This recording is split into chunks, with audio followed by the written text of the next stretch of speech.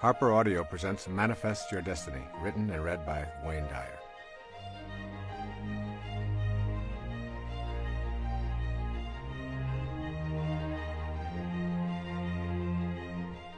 I would like to begin this program with two quotations from the New Testament, the book of John. I'd like you to keep them in mind as you listen to this entire program, because they really are reflective of all of the messages that are in these 9 principles. The first is from John 10, verse 34. Is it not written in your law, I have said, you are gods? And then from John 14, verse 20, on that day you will know that I am in my Father, and you in me, and I in you. You have the power within you to attract to yourself all that you could ever want. This is the central theme of Manifest Your Destiny, which is unlike any book or program that I have ever previously produced. I have chosen to write and talk about manifesting because I've been drawn to it, rather than because it is the next logical step in the progression of books and programs that I have produced over the past 2 decades. As I began writing, I felt a kind of humility, along with a feeling of arrogance. These feelings created questions such as, who am I to write about this capacity to manifest? Isn't this territory reserved for divine beings? What gives me the authority to tell others about an ability that is unique to the gods? These questions swirled around inside of me, and I was motivated by more self-doubt than I like to acknowledge. And then I did what I have encouraged my readers to do in my most recent book, Your Sacred Self. I banished all my doubts, and I began listening to the inner voices that kept telling me I would receive the guidance I needed, and that I would not be alone in this project. In other words, I surrendered and went deep within in my meditations and allowed myself to release all fear and doubt and simply to trust. It was at this time, as I was considering writing these principles and producing this program, even though I had no clear idea what they were precisely, nor in what order they should be presented, that I received a message from a teacher named Guruji, to whom this book is dedicated. Sri Guruji instructed me to listen to a tape on the power of manifesting and to practice in my own life what I was being taught, and then to present this manifesting technique to the world. I began to practice the manifestation principles in my daily meditations, just as they are presented in this book and in this program. I experienced astonishing results almost immediately. A few months later, I produced a compact disc and a cassette tape titled Meditations for Manifesting, and thousands of people began to use these principles and practice the manifesting meditation techniques. The results have been mind-shattering. I've heard stories of manifesting job promotions, having a baby, which was supposedly an impossibility, selling a home that had been on the market for years without potential buyers, and other stories of prosperity and healing that border on being miracles. I know that these principles work. Their miraculous power is not based on a belief, it is a knowing. I know that we have a divine power that has gone untapped primarily because of our conditioning. I know that you can begin to manifest for yourself virtually anything that you're capable of conceiving if you practice these 9 principles studiously. Make an effort to listen to these principles and begin to apply them in your daily life without judging them based on what you have been conditioned to believe about yourself as a person who is, quote, only human, unquote, and therefore limited. What you desire is of central importance, though you may never before have even thought of desire and higher spiritual awareness as compatible concepts. Yet the process of creating begins first with a desire. Your desires, cultivated as seeds of potential on the path of spiritual awareness, can blossom in the form of the freedom to have these desires in peace and harmony with your world. Giving yourself permission to explore this path is allowing yourself the freedom to use your mind to create the precise material world that matches your inner world. That inner world is the catalyst for determining your physical world experiences. You will have to abandon the idea that you are powerless over the circumstances of your life. You will need to shift out of the group mentality that says you are incapable of manifesting. Examine the pressures and beliefs which reflect the thinking of your immediate family, your extended family, your community, your religious groupings, your ethnic grouping, your educational business groupings, or any of a multitude of specialized units of people.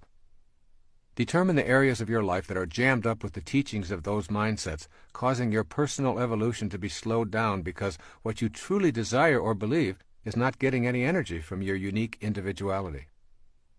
As you unplug your circuits from those external forces, you will see the speed of your evolvement increase drastically. If you hear a voice behind your eyeballs that says, "Move forward," You no longer wait for everyone else to make a move forward before you take your first step. When you cultivate the inner conviction to manifest from the world of the unseen into the material world, you understand that there is a universal God force that is in all things in the universe. There's not a separate God for each individual, each plant, each animal, each mineral. They are all one. The same God force that is within you and causes you to think and breathe is simultaneously in everyone and everything else as well. There is no place that it is not. Consequently, that which you perceive to be missing from your life also contains the same God force or universal intelligence that is within you. Manifesting then becomes doing nothing more than bringing into form a new aspect of yourself. You are not creating something from nothing. You're learning to align yourself with an aspect of your being that your senses have not known they could activate. You and that which you want to manifest into your life are one. As I wrote this book, I had the most peaceful experience of writing that I've ever enjoyed. What you are listening to right now is the result of these 9 principles. The key word I kept in mind as I wrote and allowed these principles to manifest through me was the word tight. That means to me no extraneous verbiage, no case studies, and a minimum of quotations. Each principle is explained in as straightforward a manner as I know how. Each came directly from my heart and not from my head. When I felt I had said what was needed to be said, and when I had provided specific suggestions for implementing the principles, I simply stopped. You are listening to the tightest handbook I know how to devise to teach the fundamental principles for spiritual manifestation. My internal knowing is that when you practice these 9 principles, you will be given guidance. You will not be alone on this journey, and you will see your desires manifest as your destiny in your daily life. Finally, you will know that your job is to say yes rather than how. I'm sending you all green lights.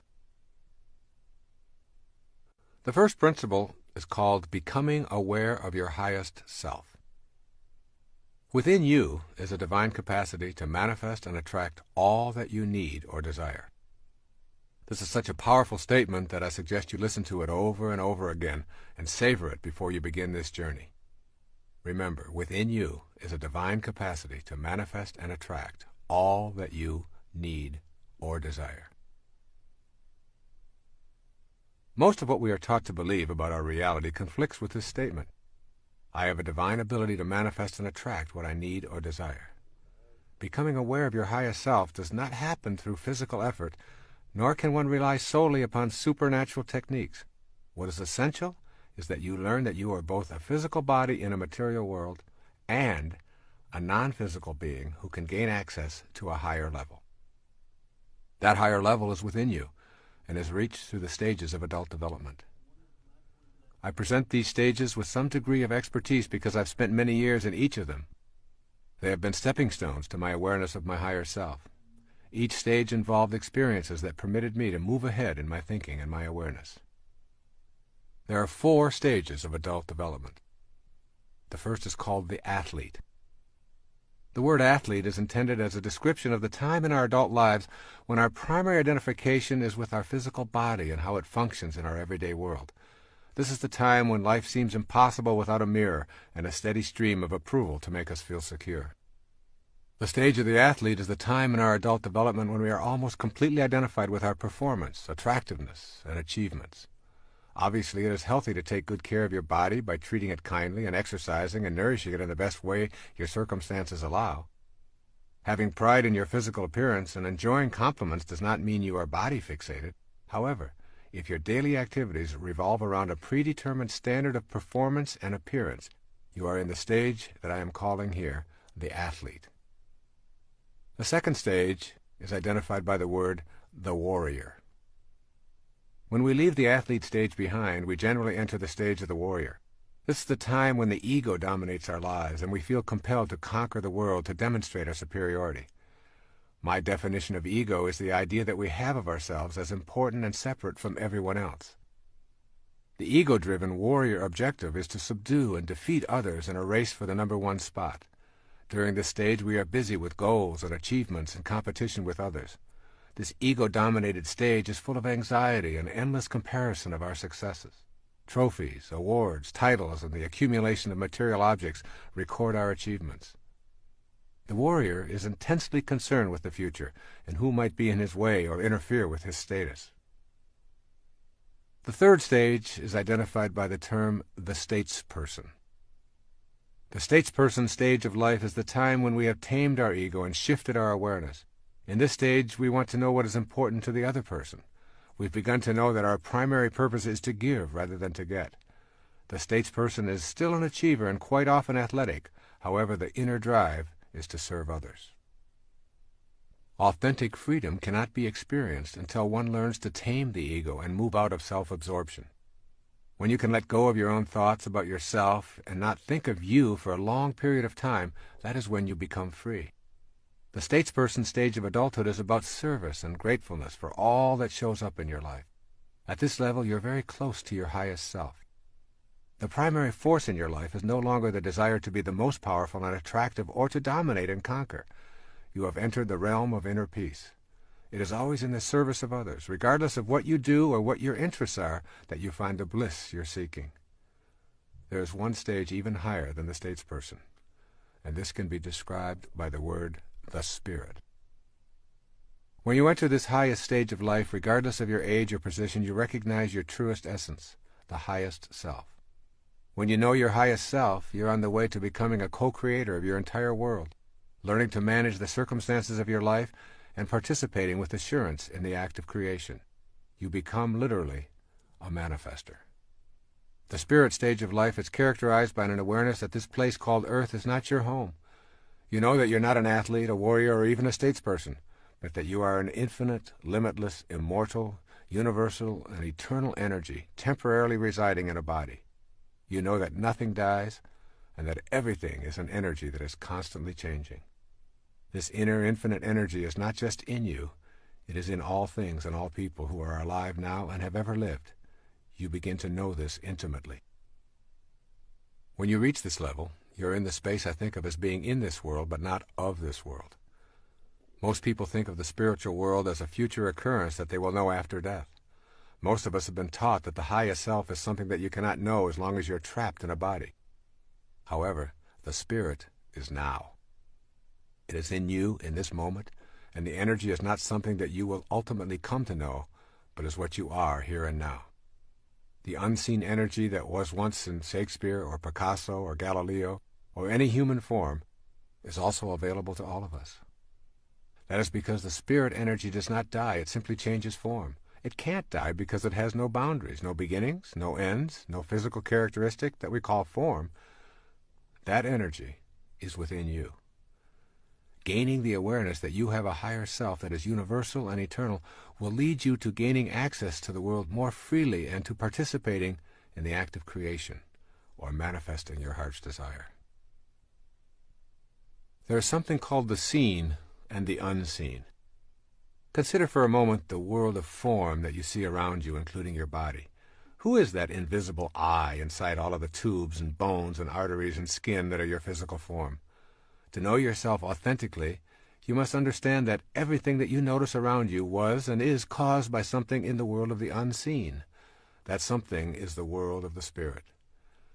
When you look at a giant oak tree, ask yourself what caused that tree to become what it is. It started from a tiny acorn. Your logical, rational mind says that there must be something resembling treeness within that acorn. But when you open the acorn, you find nothing resembling a tree. All you find is a mass of brown stuff. If you further examine the brown stuff, you will discover distinctly acornish molecules, then atoms and electrons, then subatomic particles, until finally you find that there are no particles, only waves of energy that mysteriously come and go. Your conclusion will be that the acorn and the tree itself have a creator that is unseen, immeasurable, and called by those of us who need to classify such things the spirit or soul. This unseen world that is the source of the world of the seen is also the cause of you. In the beginning is energy, energy that has no dimensions, energy that is not in the visible world. This is our original self. It is potentiality, not an object, a future pull, if you will. It is this world of the unseen that I would like you to consider as you listen to these words. Look around you now at the world of form. Then look within and realize that the world began in the unseen dimension. Then make the big leap to the awareness that you are both of these worlds simultaneously. You are not separate from the world of the unseen, any more than you could be separate from the world of the seen. You are a combination of both at all moments of your life. The problem that faces most of us in becoming manifestors and learning to manage the circumstances of our lives is that we have forfeited our ability to oscillate between the world of form and that unseen world. Have you been taught that the Creator is something outside yourself? If so, your inner world, the world of the unseen, is full of notions that prohibit you from participating in the creative process. When you overcome these notions, your unseen self will be your ticket to creation in your life. What you want to practice here really is transcending your conditioning. Whether you like it or not, all of us have been conditioned to think and act in ways that have become automatic. We need to figure out how to get past this conditioning if we want to gain access to our highest self. You can be sure the ego will not take well to this kind of an effort. Asking the ego to help diminish its own significance so that you might have access to your higher self is akin to attempting to stand on your own shoulders. Ego is as unable to move aside in deference to spirit as is your eye able to see itself, or the tip of your tongue able to touch the tip of your tongue. Your task thus becomes a quagmire of paradoxes. If you rely upon your ego to get past the influences of the ego, it will only strengthen its hold on you. You must figure out how to emancipate consciousness from the limitations of your mind and your body. In the ego state, you generally experience yourself as a separate entity. To move past this conditioning, you want to begin to see yourself as humanity rather than as a separate form in a body. Very simply put, if you feel that you are disconnected from the rest of humanity and truly a separate entity needing to prove yourself and compete with others, you will be unable to manifest your heart's desire. If you are able to see yourself as a part of what you desire, you will have transcended the conditioning of your ego and of all the other egos who have contributed to this process in your life. Here are a few of the conditioned thoughts that keep your ego in charge of your life and prevent you from materializing what you desire and what desires you. The first is called, I am not in charge of my life. That force is outside me. You can change this perception. Turn your attention away from the ego-dominated thoughts about the circumstances of your life to the present moment. By consciously noticing your breath, the sounds, textures, smells, and scenes that the life force is experiencing through you. A second conditioned thought says, people cannot manifest. It is all a function of the cosmic throw of the dice. It's all just luck. Well, blaming luck or some external invisible force that controls the universe is a habit of conditioning that leads to disempowerment and ultimately to defeat. You are the universe. It is not something outside you. You are that force which is in everything, even the things that have previously failed to show up in your life. Remember, as you think, so shall you be. If you think you can't, you're right, and that is precisely what you will see showing up in your life. A third conditioned response, or thought. I have tried before and it's never worked for me. Here the conditioned response is believing that once having tried and failed, further efforts will yield the same results. Let go of your obsession with the past and with trying, and instead remain relaxed and casual in the moment. Your past is an illusion. It is the trail that is left behind you, and a trail behind you cannot drive you today, regardless of what you choose to believe. All you have is now, and you have never tried anything. A fourth conditioned thought. Only highly evolved beings can manifest. Here again, this is the ego saying that you are separate and distinct from your spiritual teachers and others who live at the highest levels. Relinquish those thoughts and replace them with seeing yourself as connected to everyone by that unseen life force that is your divine essence. The first spiritual principle directs you to overcome your conditioning. It requires you to adopt a new attitude about yourself, and then to put this attitude into daily practice. I am encouraging you to know the highest self rather than read about it, to know it in the deepest reaches of your being, and then to never doubt it again. I encourage you to follow these suggestions for developing the first principle as a permanent part of your total awareness. The first suggestion. Think of this definition of enlightenment: to be immersed in and surrounded by peace. Your highest self only wants you to be at peace. It does not judge, it doesn't compare or demand that you defeat anyone or be better than anyone. You know your highest self by listening to the voice that only wants you to be at peace. That's what enlightenment is. A second suggestion: go beyond the restrictions of the physical plane. The purpose of the highest self is to assist you in this effort. You do this by creating an inner sanctuary that is yours and yours alone. Go to this silent inner retreat as often as you can, and let go of all attachments to the external world of the ego. As you go to this sanctuary, a light will be born within you that you will come to know and respect. This light is your connection to the energy of manifestation. Here's a third suggestion: refuse to defend yourself to anyone or anything on the earth plane. This is the challenge of the highest self. Use your inner light for your alignment and allow those who disagree with that perspective to have their own points of view. You are at peace. You never explain, and you refuse to flaunt your energy. You know, and that is enough for you. And here's a fourth and final suggestion: surrender and trust in the wisdom that created you. This trust is your corner of freedom, and it will always be yours. Your highest self is not just an idea that sounds lofty and spiritual. It is a way of being. It is the very first principle that you must come to understand and embrace as you move toward attracting to you that which you want and need for this parenthesis in eternity that you know as your life. The second principle is called trusting yourself, is trusting the wisdom that created you. Learning to trust may be difficult in the beginning. It will be an exercise in futility if you rely upon your mind to create trust. The mind attempts to come up with intellectual answers by using proofs, logic, and theoretical reasoning. In contrast, the method of the heart, focused on spiritual understanding, is an intuitive recognition of the value of love. The heart trusts the inner wisdom that it feels and spontaneously knows, whereas the mind demands scientific evidence before it will trust. When the mind seeks corroboration through specific proofs as an aid to spiritual understanding, it is encroaching into an area far more suited to the heart. For this reason, it is necessary to trust what the heart knows. Without total trust, it is impossible to know the miracles of the higher self and become a manifester. This means cultivating a harmony between mind and heart, and for most of us this means terminating the intellect's domination. It is with this surrendering process that trust begins to flourish, replacing doubt. Here are two theories describing our place in nature. I think you will agree that the first theory illuminates why mistrust of ourselves and our divine abilities is so deeply rooted. The first theory is called nature as a mechanism. In this mechanistic view of nature, everything is an artifact made by a boss who has many different names. In the Western view, the boss is called God. This God is often depicted as a white-bearded male who roams around the sky creating the natural world. The world is a construct and God the constructor.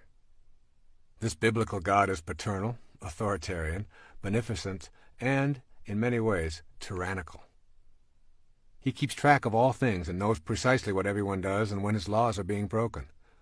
One of the operatives of this theory of nature is the idea of punishment for one's sins. This God-Father or Godfather holds us accountable for transgressions. All subjects are considered born with a stain of sin as a part of their nature and are therefore untrustworthy. This makes many people feel estranged. Once convinced that you are untrustworthy and basically a sinner, you're quite lost. You cannot even maintain trust in God because of the basic mistrust of yourself, and not trusting in that God may be breaking one of his own laws. It's a no-win situation. This theory of nature is absolutely incompatible with the second principle of manifesting. You cannot tune into the power and energy of the universe to create and attract an abundant life if that energy and power is outside of yourself. There's a second theory of nature that I call nature as spontaneous and non-judging. In this spontaneous view, God is universal intelligence flowing through everything. Nature is an unforced unfolding of life forms, and there is no boss. Rather than learning to manage and control the natural world, the impulse is to trust it. Human beings are an aspect of this God and are, therefore, carriers of divinity. Generally, in this theory, human beings are considered the highest level of life form. Trusting this most evolved natural human includes trusting the paradox of behavior described as good and bad, selfish and unselfish, or greedy and generous, in the same manner as we respect other life forms by trusting their processes. This second principle directs us to develop an inner knowing so that the natural process of what desires us is what we desire. Think of yourself as a consciousness being played out by God, just as a wave is a part of the ocean that is being played out by the ocean itself. The unseen divine energy is the ocean that your waveform is a part of. You can call it God, ocean, or anything else. This is a profoundly exquisite realization because with it you bring to your consciousness the inner awareness that you are actually in all things. This leads to miraculous manifestations. You begin to consider what it means to be in all things at one time. Authentic trust is only available through the knowing heart. When you enter this trusting space, everything will come to you that belongs to you because you've created the inner capacity to receive it. The irony is that what you wish to receive is a part of you. This can be a troublesome concept to grasp because of the ego's attachment to being separate and special. Nothing in your rational mind could convince you that water is made of 2 parts hydrogen and 1 part oxygen. It appears to be a fluid that flows and has nothing to do with gases. But when we subject water to scrutiny, its constituent elements become manifest. And so it is with the idea of being in all things at once. If you truly trust in this notion, you realize that everything that you perceive as missing in your life is a part of the same energy that you are. Manifesting becomes the art of bringing to yourself that which is already you. I have deliberately chosen not to use many quotations in this program. But I want to emphasize that every spiritual master and all of the saints and teachers and gurus or priests throughout history have espoused similar advice. This perennial philosophy connects all humanity, from tribal and ancient to civilized and present times. It is the message that God is within and outside every living thing, and that there is a world we are a part of that is not subject to the changing world of time and space that we presently are a part of. Since it is everywhere, it is not only within you, it is you. The meaning of this is that God is not to be found so much as discovered within yourself. The statement, "Thou art the path," is more than an ecclesiastical admonition. It is a statement of your reality. And then you must consider prayer and what it means to understand this concept of trust. In the matter of prayer, it seems that we often view God as a gigantic vending machine in the sky who's going to grant us our wishes when we put in the proper tokens in the form of prayers. We expect to insert prayers, then pull on the knob and hope that God will dispense the goodies. The God vending machine becomes the object of our veneration.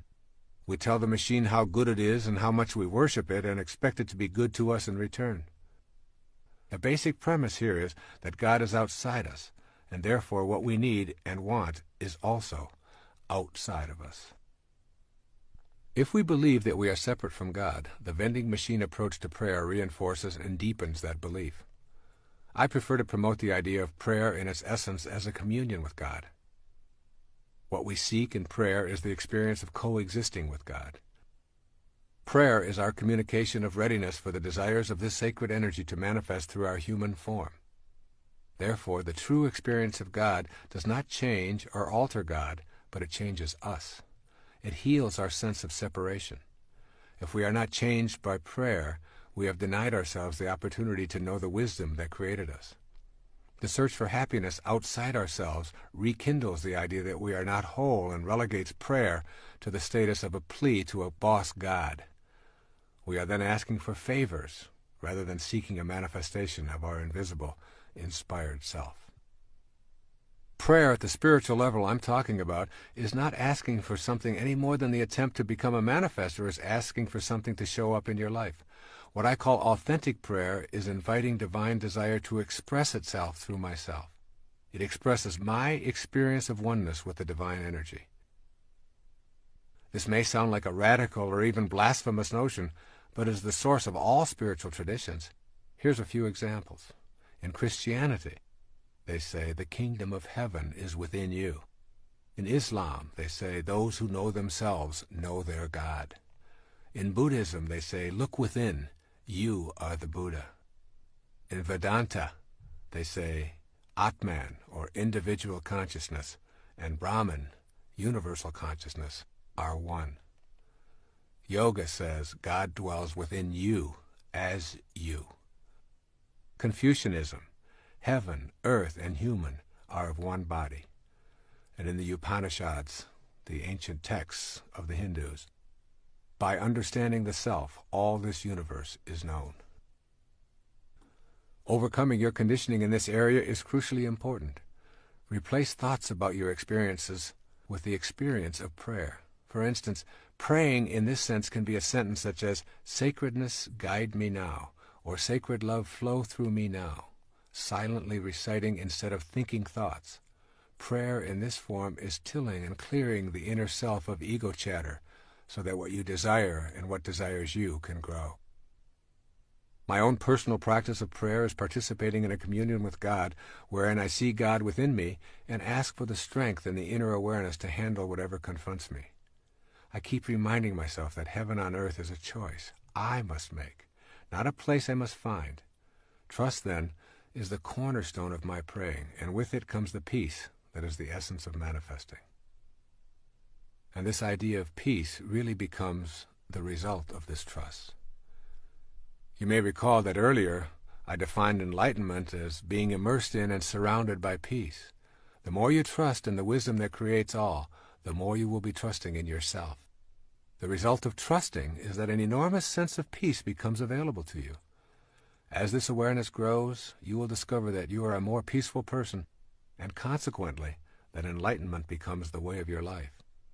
Being independent of the good opinion of others and being detached from the need to be right are two powerful indicators that your life is shifting toward a consciousness of trust in yourself and trust in God.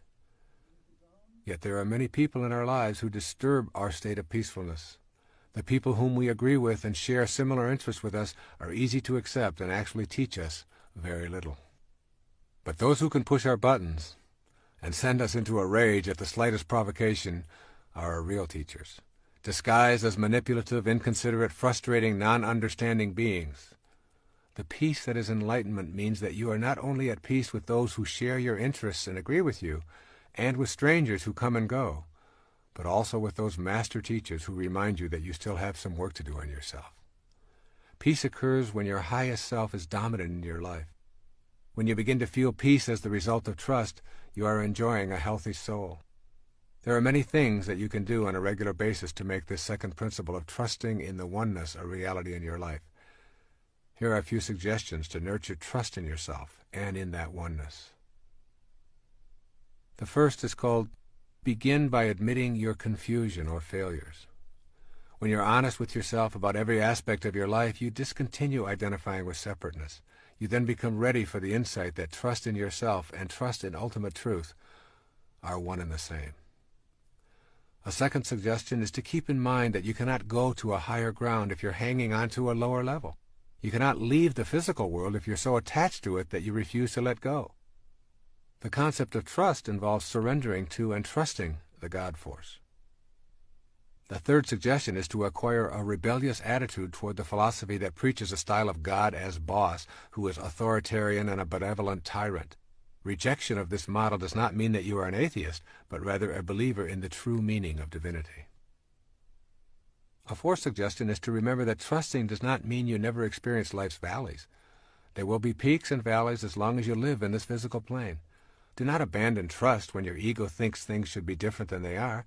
It is better to embrace trust when darkness is present, knowing that light will follow. Begin to look for the lesson in the darkness, rather than cursing it. And a fifth suggestion is to take your serious problems and turn them over to God. Say something like the following: I've not been able to resolve these issues in my life. I would like to show my trust in the divine force by simply turning them over to your divine hands, which I know are also mine, and I trust that this action will lead to a resolution of these problems. A sixth suggestion is to remember that the presence of complete trust is evident in your life when what you think and feel and do are all balanced and in harmony. To say, I believe in a healthy body, and to practice eating in unhealthy ways dissolves trust in yourself. When you are incongruent with your thoughts, you are showing a lack of trust in the divinity that is your essence. And finally, a seventh suggestion: begin a meditation practice of contemplating the supreme principle that is beyond the pettiness of this world. Meditation is not merely making the mind think that it is meditating. Meditation is literally the embodiment of truth and trust. It is knowing that I can confront myself in a spirit of serenity, and that what I seek will be attracted to me. This, then, is the energy of manifesting, and it comes most frequently when the mind is quiet. It is the quiet mind that comes in contact with the truth. This process of closing my eyes and becoming serene gives me the ability to tap into that source of inspiration. Inspiration, the very word comes from in spirit. This second principle of manifesting leads us to a higher place within ourself. You will be a silent sage, moving through this material plane, knowing that you have tapped into a source of inspiration that provides you with all the sustenance you need. Indeed, you will begin to see how this earth plane is really a very big part of you, more so than you might ever have imagined. And this then becomes the subject for the third principle of manifesting. This third principle of manifesting is called, you are not an organism in an environment. You are an environed organism. One of the reasons the idea of being able to manifest is so foreign to most of us is because we have been brought up to believe that as individuals we are separate from our environment. We think it is our role to dominate it.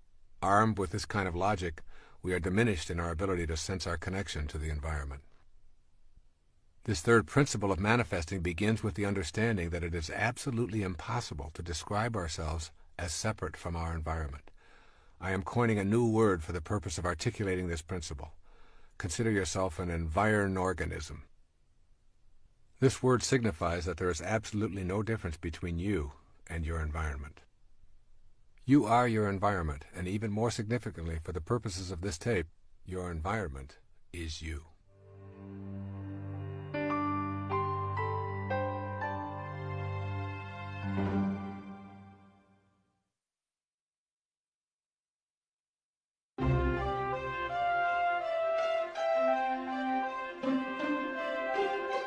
Think about your own nature as an environed organism. Try thinking of the external world, your environment, as your extended body. That is, you are not separate from the external world. In this concept, it is impossible to describe yourself without including your surroundings. In fact, it is not even possible to see or hear yourself as a separate entity apart from your environment. For example, describe yourself walking, just you walking. There cannot be walking without also describing what it is you are walking upon. Without the floor or the ground, there would only be your legs moving back and forth, and of course that's not walking. Your experience of walking also includes the air you are breathing, the gravity that keeps you from floating off into space, the pebbles or carpet or sand or cement that you walk upon. And I invite you to shift your awareness away from yourself as an organism in the environment to yourself as an extension of your environment and always inseparable from it. This means that you have to think of yourself as an individual and as an environment simultaneously. Have you ever seen a person with a front but without a back? Have you ever seen a person with an outside but without an inside? Well, these rhetorical questions are meant to stimulate you to consider how you can be differentiated and undifferentiated at the same time, and why this is important in learning to manifest your life as you choose. The nature of the physical world is essentially that of waves. Each wave of energy that makes up a physical mass has a crest or a peak and a nadir or a valley. These tops and bottoms of the waves are always easy to identify as separate, yet they are always together. You can never ever get a bucket full of peaks and observe them independent of their corresponding valleys. This is the fundamental feature of nature. Your front always has a back. Your inside always has an outside. And now you must extend this understanding outward as well. You are distinct, just like the tops of the waves that make up your natural physical self, but you are irrevocably connected to the outer world, just as that bottom of the wave always has a top. When you begin to see this simple truth, mystical experiences of manifesting also open up to you as a genuine possibility. You see, you're either pushing nature around, or you're seeing it as yourself, one or the other. When we think of ourselves as distinct from our environment, we take on a posture of exercising control over it. We destroy forests and swamps and mountains and rivers and wildlife or anything else that obstructs profit and convenience over something we call advancing civilization. We defend these activities without understanding that we are also destroying ourselves. As we have seen, we cannot be described independent of our environment any more than our outside can be described without our inside. When we can respect that which appears to be external to us, we will build to live in harmony with, rather than in control over, our environment. In our personal lives, recognizing nature as ourselves opens up an entirely new world of manifestation. Your new faith will no longer permit you to see anything as separate. The separateness will always be there, just as the peak of the wave is separate from the trough. But they remain inseparable, even while separate. You will have fused the dichotomy that prevents you from putting this connective energy to work. You will begin to view yourself as an organic part of this world, rather than as a separate entity in this world. And then you'll see yourself as an organic part of this world. There's a popular belief that we come into this world. Thus we are continuously embracing the idea that who we are and where we come from are two different worlds. The essence of the third spiritual principle for manifesting your destiny is that there is no separation, and rather than coming into this world as a construction project, you actually grow out of it. You are a result of what the universe is doing on a conscious level, just as a wave is what the ocean is doing, and a plum is what the plum tree is doing. The intelligence that is you, unseen as it may be, is you in every stage of your creation and life experience, and it is also the same in every other person, as well as in all things in our physical world. Notice that everyone breathes the same air, walks on the same ground, and thinks as an organism just like you. You are indeed connected to all of these beings.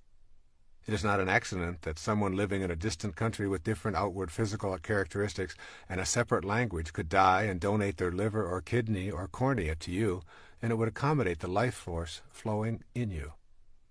A profoundly important Native American saying is, "No tree has branches so foolish as to fight among themselves." Imagine the result of such behavior by the tree.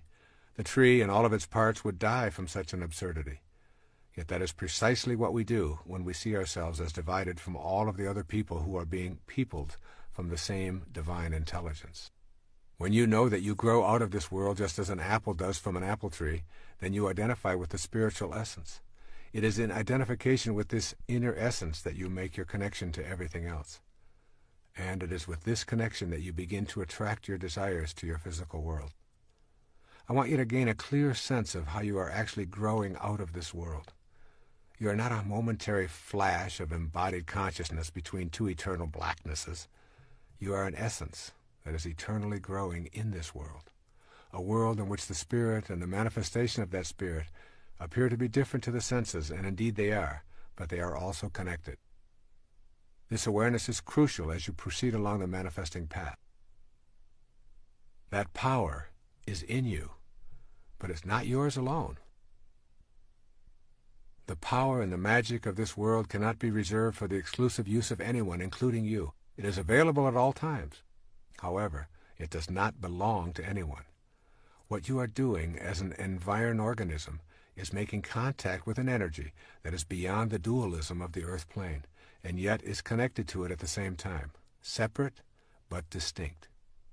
You are a holistic being with both non-dualistic energy and the energy of the physical plane at your disposal. As a holistic being, you shatter the illusion of your separateness and reveal your connection to everything. This empowers you in a way that the ego-driven self could never contemplate. One of the ways to understand this is to see yourself as a hologram. A hologram is a three-dimensional photographic image obtained with laser beams. The unique thing about a hologram is that one small segment contains the entire picture. When one tiny piece of the hologram is broken off and projected, it shows an image of the entire object. The hologram is a perfect representation for you as an environed organism. Your environment includes everyone alive and dead, and you can draw their energy to you because, from a hologrammatic viewpoint, they are you. You are one little physical image that reflects all of humanity when projected spiritually upon the cosmic screen. Each and every one of us is the whole of humanity. You cannot escape this conclusion. Human beings are the same everywhere. We share the emotions of fear, love, hate, and jealousy. We also share our life-giving blood, intermingling it for the survival of those who need it, and we have the same internal organs and thoughts. When you perceive yourself in the hologram that is humanity, you connect on an energy level to everyone else in your environment. An environed organism most truly is a reflection of it all, and this energy that you share is shared by all. This awareness gives you the option to tap into this universal energy anywhere, at any time, by metaphorically projecting yourself to reflect the whole. When you can do this without doubt or reservation, you can literally see how your inner thoughts and desires are not only within you, but are within the whole of humanity, which is abundantly boundless. As an environed organism, you are a single individual who is only a part of the picture at the same time that you contain the whole panorama. Moreover, the content of your consciousness is also hologrammatic in nature. Consciousness is the mental condition of being aware. The power of your thoughts in this hologrammatic view can be projected in such a way as to connect to all of humanity. Your thoughts are, literally, connected to the thoughts of everyone else, as are your emotions, your desires, your total inner world. You can learn to use this connection to nurture your own divinity, and therefore, by definition, the divinity of all of humanity. The nature of a hologram and the nature of you as an environed organism are one and the same. The Bhagavad Gita, the holy book of the Hindus, summarizes the point of view as profoundly as I've ever heard. Listen to these words. He who sees that the Lord of all is ever the same in all that is, immortal in the field of mortality, he sees the truth. And when a man sees that the God in himself is the same God in all that is, he hurts not himself by hurting others. Then he goes, indeed, to the highest path. The key phrase in this profound passage is, in all that is. This includes you and me and everything that is. It is you. You are not separate from it. Here are a few suggestions for beginning to implement this principle, this third principle of manifesting, which says that you are not separate from your environment. First, make a conscious effort to check yourself when you begin to think in ways that reflect separateness. Imagine yourself as a part of all that you see, and make an internal attempt to project the energy of your thoughts into all that is alive on the planet. This inner practice will help you to embrace the concept of you as an environed organism rather than an organism in an environment. Secondly, contemplate the energy that is your life force. Forget about your body and your thoughts and focus attention on your energy, which is also known as chi or prana. See if you can sense it objectively, and also try to do the same thing with the energy of someone close to you. Watch that person and forget about their body. Center your attention on the idea that you share the same energy, and so you are the same person at that energy level. Thirdly, trust in the wisdom of your feelings. If you feel it, it is true for you. When you trust your feelings, you trust the energy that is the life force of the universe. And fourth, practice being gentle, respectful, and loving toward the life force in all things. In other words, behave as if the God in all life really mattered. The energy of love is sent out into the universe and connects with the same loving essence that is in all things. Fifth, determine that you will spend some time each day alone and in silence meditating on this principle. Repeat the principle over and over as a silent mantra. I am not an organism in an environment. I am an environed organism. By repeating these words to yourself, you will eventually begin to project this reality outward. And sixth, make the spaces of your life as sacred as possible. In your living space, bless all that surrounds you, and fill your space with the life that plants, flowers, and animals bring. Spend time contemplating your living space as a holy place. The more you bring your environment alive with sacred thoughts and feelings, the more you will feel spiritually connected. The Sufi poet Rumi, almost a millennium ago, wrote a poem that reflects this consciousness.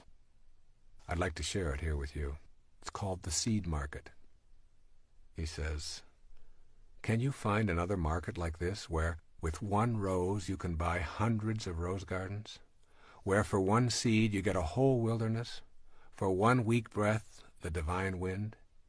You've been fearful of being absorbed in the ground or drawn up by the air. Now your water bead lets go and drops into the ocean where it came from. It no longer has the form it had, but it's still water. The essence is the same. This giving up is not a repenting, it's a deep honoring of yourself. When the ocean comes to you as a lover, marry at once, quickly for God's sake. Don't postpone it. existence has no better gift. No amount of searching will find this. A perfect falcon, for no reason, has landed on your shoulder and become yours. A seventh suggestion is to become aware of how your judgments prevent you from connecting to whatever you are judging. A judgment is a definition of yourself as separate from that which you are judging. Remember that it is possible to look out on the world and not condemn it, to have absolutely no judgment or interpretation of it, but to just allow it to be. And an eighth suggestion: have fun with the idea of yourself as a hologram. If you remember that you are a tiny piece of humanity reflected in your own little image and personality, then you have a green light to reflect the humanity that you would like in your world. You are one tiny bit of a 6 billion or so piece hologram, and you reflect all of those 6 billion pieces at every given moment of your life. This is the third principle of spiritual manifestation. We are all simultaneously our own beings and all that is outside us as well. We cannot ever separate ourselves from our environment while we are in a physical body.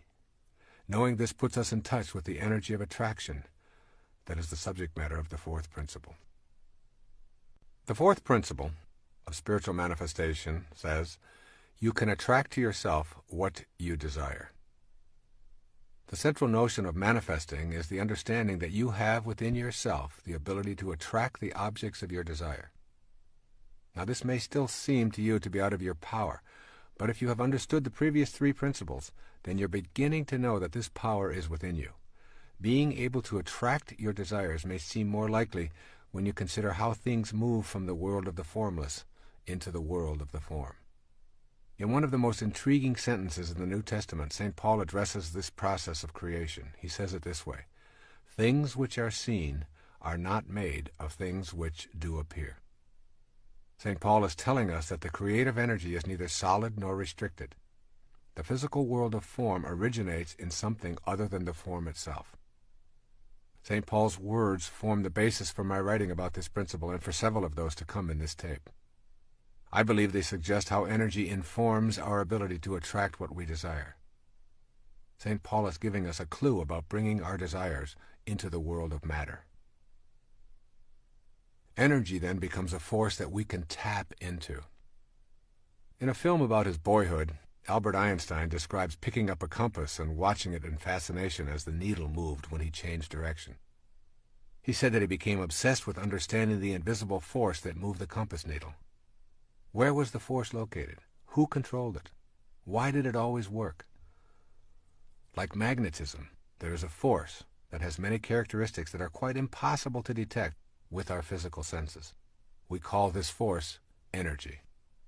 Energy is in all things in our universe and has an impact upon objects around it with something that we describe as the power of attraction. In magnetic fields, we can easily see it at work, yet we're unable to detect the formless energy with our sensory apparatus. The force is there, attracting and repelling, and it is everywhere on our planet. If it is everywhere, then it is also within us. It seems unlikely that our senses will inform us any better than they help us comprehend how a magnetic pole works. We can see the results, but the force itself is always elusive and in motion.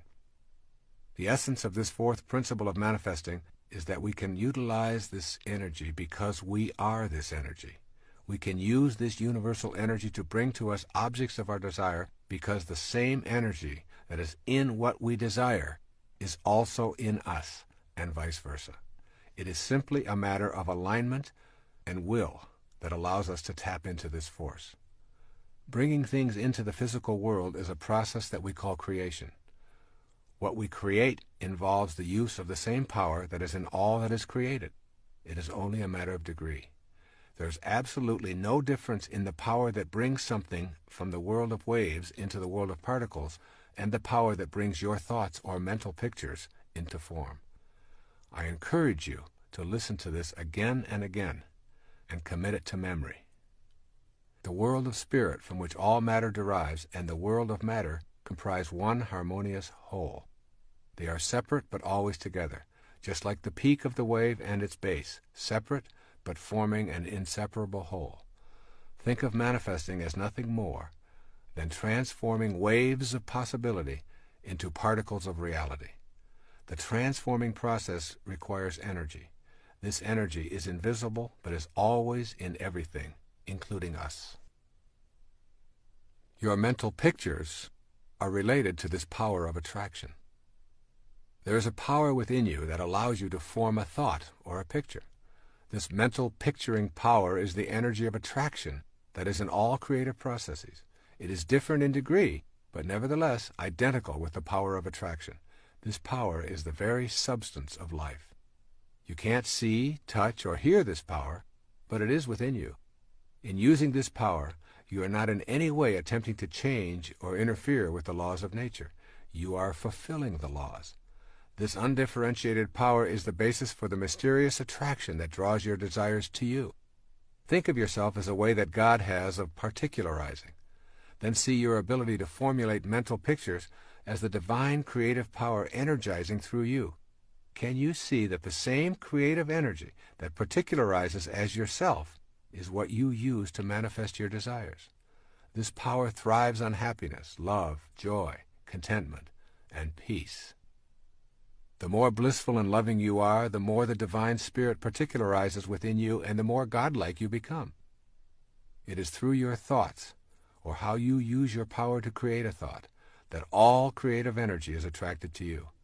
If your mental pictures are of being surrounded by things and conditions that you desire, and they are rooted in joy and faith, your creative thoughts will attract these surroundings and conditions into your life. The power to even have a thought is a divine power. With this recognition of its sacredness, you form a vision or a mental picture.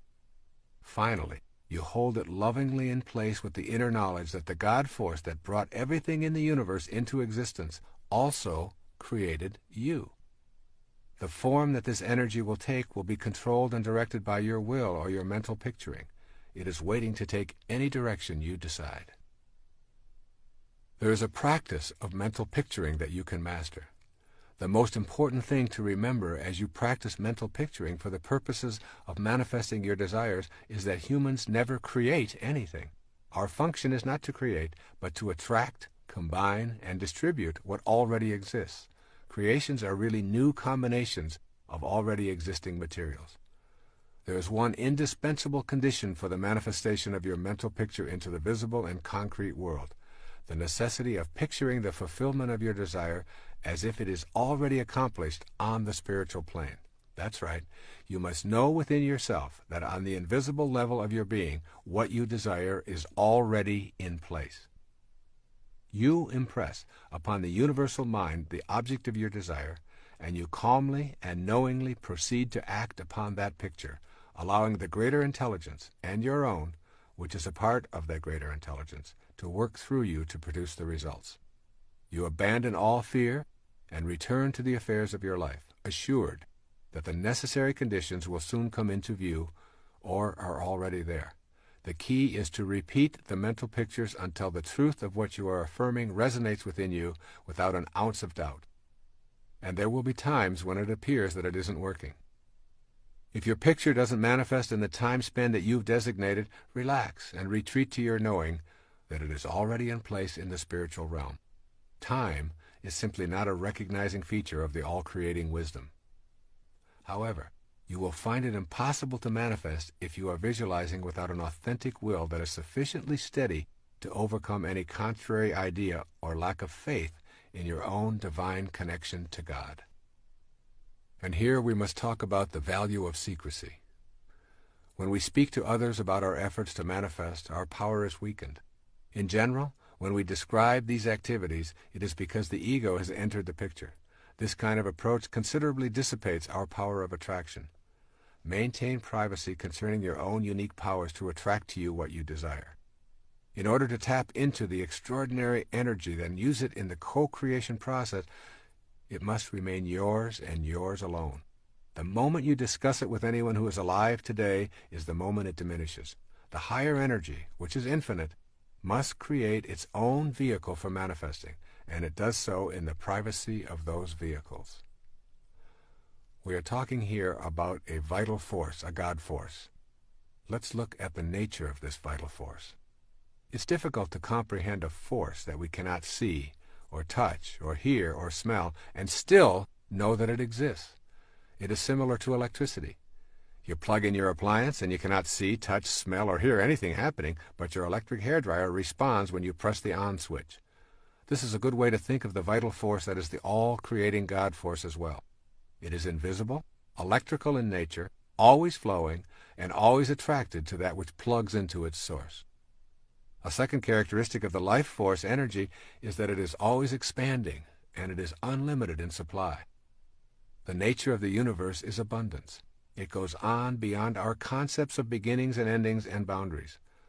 When we think we have it categorized and locked into a time-space boundary, it expands beyond our awareness, almost as if it must move further away from observation.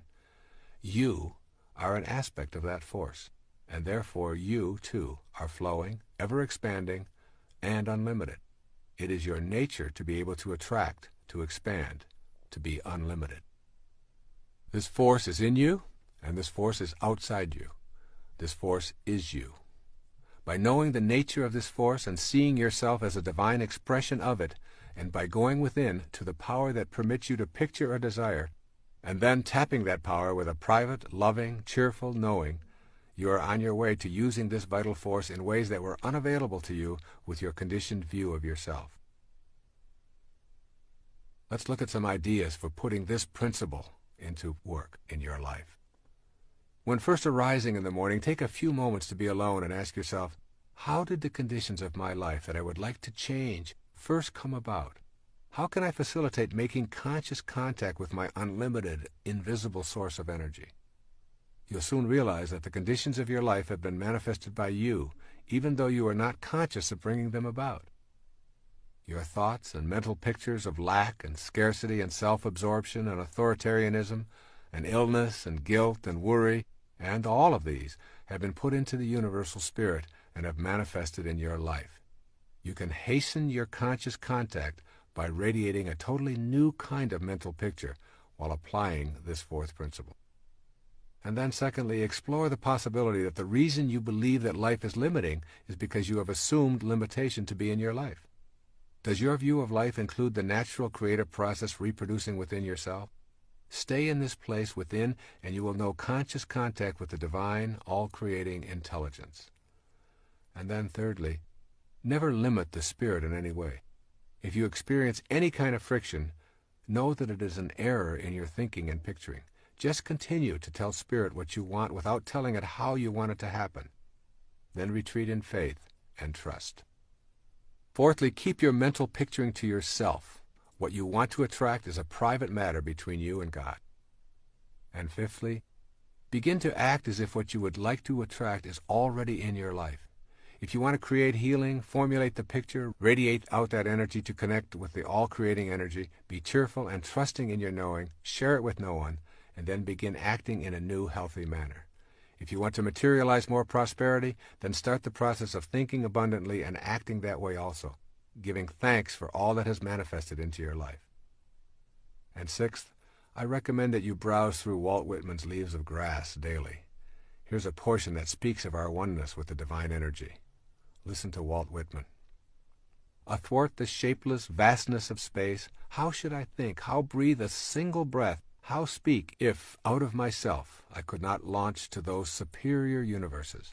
Swiftly I shrivel at the thought of God, at nature and its wonders, time and space and death, but that I, turning, call to thee, O soul, thou actual me, thou matest time, smilest contented death, and fillest, swellest full the vastness of space. And so it is with you, no different from Walt Whitman or anyone else in the universe. Here's our fifth principle of manifesting. Honoring your worthiness to receive. In order to become a manifester, literally taking part in the process of co-creating your life and attracting to yourself the objects of your heart's desire, you must know that you are worthy of receiving. This will mean examining the attitudes that you knowingly and unknowingly hold about your life. Your thoughts, which are the architects of the foundation of your material world, are what you want to examine. You can remind yourself all day long that the same power that brought anything into the physical world also brought you. But if you do not feel worthy, you will disrupt the natural flow of energy into your life and create a blockage that makes manifestation impossible. The fifth principle reminds you that you are worthy of abundance.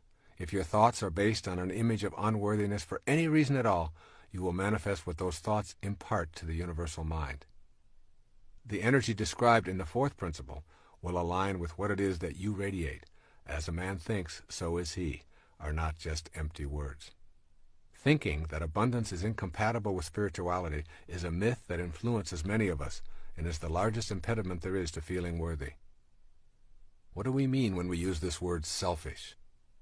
The myth that abundance and spirituality are incompatible is fueled by thoughts that it is selfish and improper to visualize and desire material things. Let's examine this attitude and determine if you have been influenced into believing it to be your truth.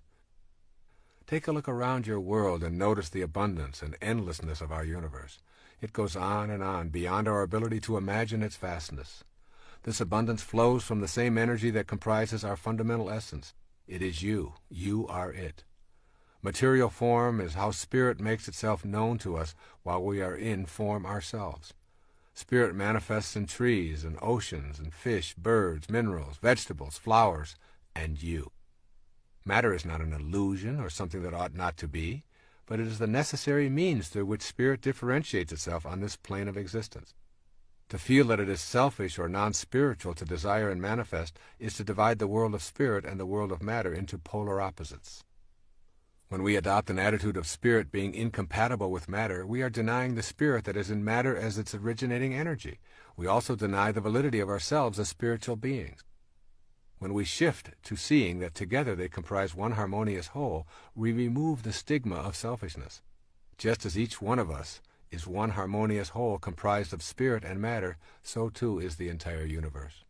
The process of life taking form is a mystery. That mystery is governed by a creative energy that is knowable when we genuinely feel worthy of receiving its blessings in form.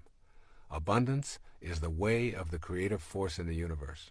You are entitled to have abundance in your life and to radiate prosperity to all that you encounter in your world. Nothing is gained by making yourself small and insignificant other than to manifest smallness and insignificance into your life. There are some core components of worthiness. Everything you need to master in order to make this fifth principle a working model in your life is available as a mental activity. You do not need to go out into the world and conquer it in any way. It is simply a matter of changing your mind about your basic worthiness to receive all of God's blessings, be they material or otherwise. Here are 5 major perceptions of beings who know they are worthy and deserving of all of God's blessings. The first says, "My self-esteem comes from myself." This person's statement of his or her inner perceptions might be something like the following: "As a child of God, my worthiness is a given. I am not divided into spirit and body. Rather, I am a part of the all-knowing creation called God itself." Too often the ideas of other egos are what constitute our impressions of ourselves. We listen to the admonitions of others who have low self-regard and who are attempting to exert influence and power over us. It is beyond the scope of most young children to resist these ideas. But as adults, we can look back at this hypothesis and free ourselves from its absurdity. You must know within that you are part of the light that lighteth every man. You are evidence of the existence of God, and in your own particularized individuality, you have God within you. Therefore, you must be able to say with conviction, "God is me, and I am God." It is this truth that will free you from your feelings of unworthiness to attract to yourself all that you desire. Your desires are the very tools that allow you to grow and experience the perfection of the universe. They take you beyond any limitations that you might have embraced and lead you to a higher spiritual awareness. Even the idea of achieving enlightenment and mastery is a desire, and one you must honor. A second statement of those who feel worthy: I accept myself without complaint. A person with this self-perception thinks something like the following: I am willing to face everything about myself without lapsing into self-contempt or repudiating my essential value as a piece of God. Self-acceptance is something that must be unconditionally known within ourselves. To accept oneself is not necessarily to accept every behavior. Rather, it is a refusal to engage in sabotaging acts of self-loathing. If you are in a state of self-rejection, you cannot feel worthy of the munificence of the universe. Your inner energy is centered on what is wrong with yourself and with complaining to yourself and anyone who will listen. Self-acceptance is nothing more than a shift in consciousness. It requires only a change of mind. If your hair is falling out, then you have the choice to mask it, worry about it, or accept it. Acceptance means that you honor your body and the divine intelligence that is at work. And when someone else implies that you have a problem because your hair is falling out, you don't even know how to relate to their observation. Acceptance removes the label of problem. This is not a faked attitude. It is merely removing the ego from your inner assessments, which are centered on the approval of others. With self-acceptance, you are able to honestly say, I am what I am, and I accept it. Once this attitude is firmly in place from a position of self-honesty, your worthiness to receive the gifts of the universe become aligned with that divine power. A third attitude of self-acceptance. I take full responsibility for my life and what it is and is not. To be willing to accept total responsibility for yourself puts you in a position of being worthy of receiving and attracting the objects of your desire. If someone else is responsible for your perceived shortcomings, and you are blaming them for these troubles, then you are also saying that in order to manifest your heart's desire, you need to have the permission of those others. This act of abdicating responsibility destroys your ability to empower yourself to higher levels of awareness. I come from the position that there are absolutely no accidents, and that everything that occurs in my life has a lesson attached to it, and that I brought it into my life. Thus, if I am having a negative thought, and at the same moment I bump my head on a cupboard door, I say, what was I thinking at that moment? And I take full responsibility for correcting those negative thoughts, and for the bump that reminded me to correct that kind of thinking. This little game serves me in the sense of taking full responsibility for my life, and eradicating the inclination to blame other people or circumstances. I trust in this inner knowledge. I rely on seemingly coincidental happenings, and I know that I am responsible for all of it. As this sense of responsibility has grown, I find it impossible to blame anyone for anything in my life. The willingness to be responsible without complaining puts you into the natural flow of all divine energy. With an attitude of self-responsibility, you will notice that the heavens are exceedingly cooperative. A fourth attitude of self-acceptance says, I do not choose to accept guilt into my life. This mindset creates thoughts such as, I will not use up the precious currency of my life, my present moments, immobilized with guilt over what happened in the past. This statement requires you to know the difference between A, genuine regret and learning from the past, and B, remaining in a state of reproach or guilt today. Learning from one's mistakes and taking corrective action are spiritually and psychologically sound practices. You did it, you didn't like the way you felt afterwards, so you decide not to repeat the behavior. That is not guilt. Guilt is when you continue to feel immobilized and depressed. Those feelings keep you from living effectively in the present.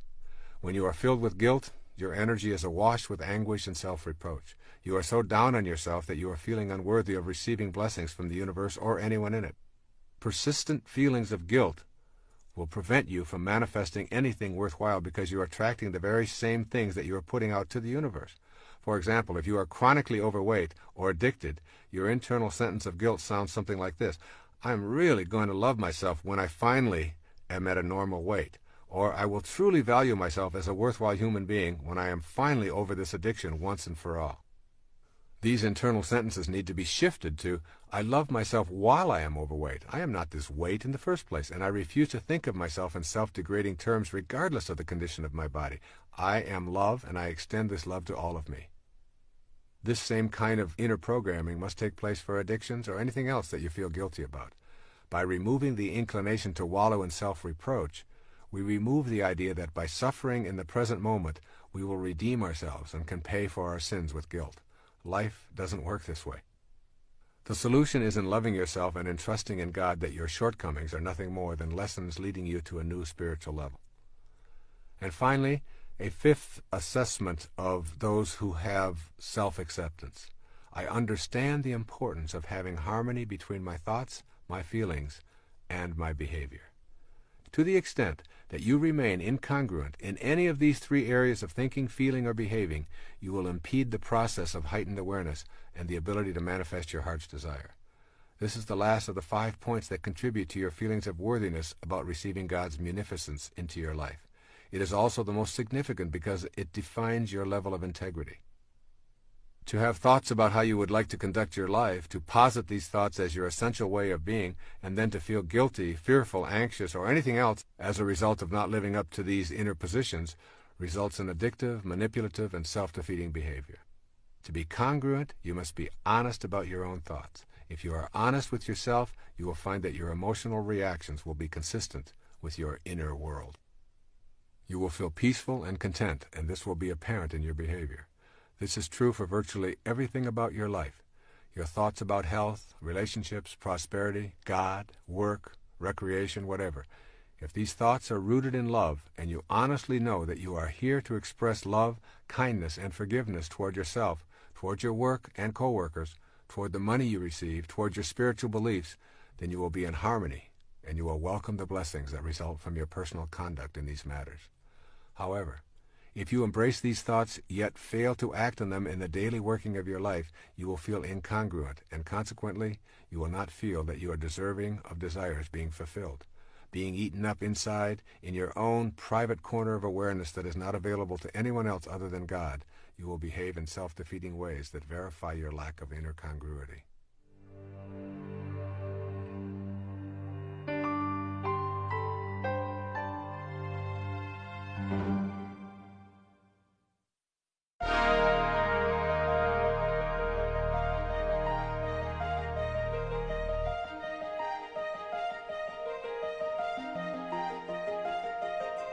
These 5 attitudes provide you with the tools for creating an inner atmosphere of worthiness. They all reflect an ability to live peacefully in the present moment and to discard many of the attitudes of your past that keep you in a constant state of feeling powerless and unworthy of being able to manifest more blessings and happiness into your life. And then it's necessary to begin to look at how you can unbond yourself from your past wounds. The inclination to bond to our wounds, rather than move past them, traps us in a constant state of feeling unworthy. A person who has experienced traumatic events in life, such as incest, or abuse, or sexual molestation, or the death of loved ones, or traumatic illnesses, or accidents, or family disruptions, or drug addictions, can become bonded to them and replay them for attention or pity. Very often the tale of these woes is told with a sort of urgency for the listener to know how horrible the wounding was and still is. The ego uses this energy as a power play in individual and group situations to encourage discussion of one's struggle to survive the wounding. This can keep individuals from advancing spiritually and reinforce the image of themselves as unfortunate. The tendency to bond with the wounds of our lives reminds us of how unworthy we are of receiving anything that we really would like because we remain in a state of suffering. The more these painful stories are recalled and repeated, the more we are guaranteed of not attracting our desires. Notice your body when it is wounded. An open wound actually closes up quite quickly. Just imagine what it would be like if that wound remained open for a long time. It would become infected and ultimately would kill the entire organism. The closing up of a wound and allowing it to heal can work the same way in your inner world of thoughts. When you go backward and continuously relive your pain, including labeling yourself incest survivor, alcoholic, sexual abuse survivor, you do so because of your inner experiences of bitterness. This harvest of bitterness keeps you from feeling worthy. So don't lead with your injuries. Deal with them and ask family and friends to be compassionate while you are grieving or recuperating. Then ask them to kindly remind you when it has taken on the form of a predictable response. The way out of bonding to your wounds is through forgiveness. Forgiveness is the most powerful thing you can do for your physiology and your spirituality. Forgiveness means that you fill yourself with love and you radiate that love outward and refuse to hang on to the venom or hatred that was engendered by the behaviors that caused the wounds in the first place. Forgiveness is a spiritual act of love for yourself, and it sends a message to everyone, including yourself, that you are an object of love, and that is what you are going to impart. Feeling worthy is essential to being able to attract to yourself what you desire. It is simply a matter of common sense. If you don't feel that you deserve something, why would the divine energy that is in all things send it your way? Let's look at a plan for adopting and honoring your worthiness to receive and attract from the divine source. The word inspiration literally means to be infused with spirit. In spirit, if you will. Practice doing what you love and loving what you do each day. This puts you in spirit and literally provides you with the enthusiasm for being a worthy recipient of God's grace. The word enthusiasm comes from the Greek root entheos, to be filled with God. Then make every effort to remove internal habits of pessimism, negativity, judgment, complaints, gossip, cynicism, resentment, and fault-finding from your vocabulary and your inner dialogue. Replace them with optimism, love, acceptance, kindness, and peace as your way of processing your world and the people in it. Then give yourself quiet time each day to erase feelings of unworthiness. And also read spiritual literature and poetry and listen to soothing classical music whenever possible. I have found that simply reading the poetry of Walt Whitman or Rabindranath Tagore or Rumi puts everything into a more sacred perspective for me. This beautiful poem from Khalil Gibran's The Prophet is an example of such literature. Pay particular attention to the words, "Your hearts know in silence the secrets of the days and nights," and "For the soul walks upon all paths." Here's Khalil Gibran on self-knowledge. And a man said, "Speak to us on self-knowledge." And he answered, saying, "Your hearts know in silence the secrets of the days and nights, but your ears thirst for the sound of your heart's knowledge. You would know in words that which you would have always known in thought. You would touch with your fingers the naked body of your dreams. And it is well you should. The hidden wellspring of your soul must needs rise and run murmuring to the sea, and the treasure of your infinite depths would be revealed to your eyes, but let there be no scales to weigh your unknown treasure, and seek not the depths of your knowledge with staff or sounding line, for self is a sea boundless and measureless. Say not, I have found the truth, but rather, I have found a truth. Say not, I have found the path of the soul. Say rather, I have met the soul walking upon my path. For the soul walks upon all paths. The soul walks not upon a line, neither does it grow like a reed. The soul unfolds itself like a lotus of countless petals. Allow yourself to be surrounded by things of beauty as much as possible. Each evening I leave my typewriter and I go out to the beach and I experience the magnificence of the sun setting over the Gulf of Mexico. To be a part of this sunset fills me with a sense of home beyond this planet and opens me up to the deeper nature within myself.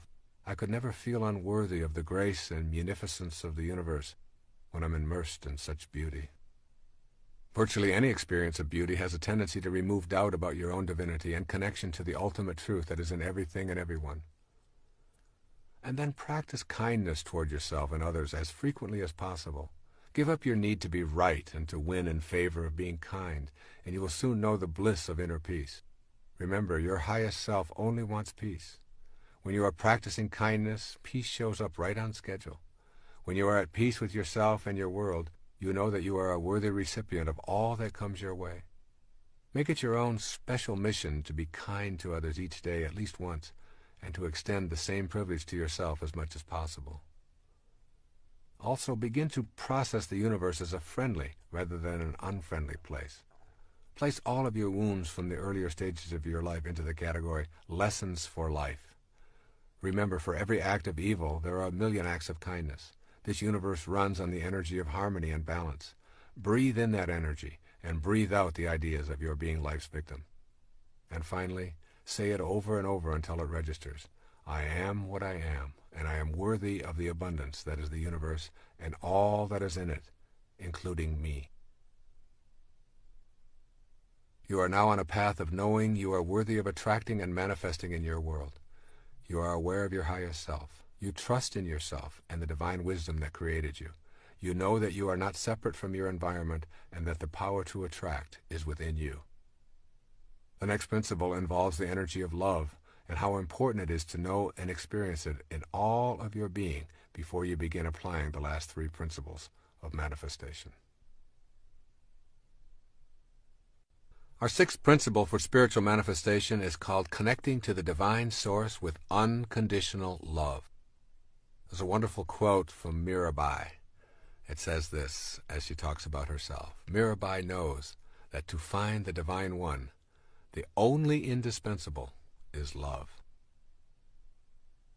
There is no greater power in heaven or on earth than pure unconditional love. This is the heart of the sixth principle of manifestation. The nature of the God force, that unseen intelligence in all things, which causes the material world and is the center of both the spiritual and physical plane, is best described as pure unconditional love. It is the glue that holds all things material in place and keeps them from collapsing into uncountable particles. This God force is the oversoul to which we are always connected because we are localized extensions of that force. You may feel infinitely worthy of attracting to yourself material and spiritual prosperity, but if you are not living the way of unconditional love, you are interfering with your ability to manifest in your life.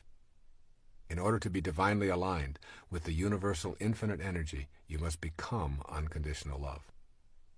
This energy of love really dissolves all limitations. When I speak of love emanating from your soul and from the divine consciousness of God, I speak of something that the lower self or the ego cannot grasp.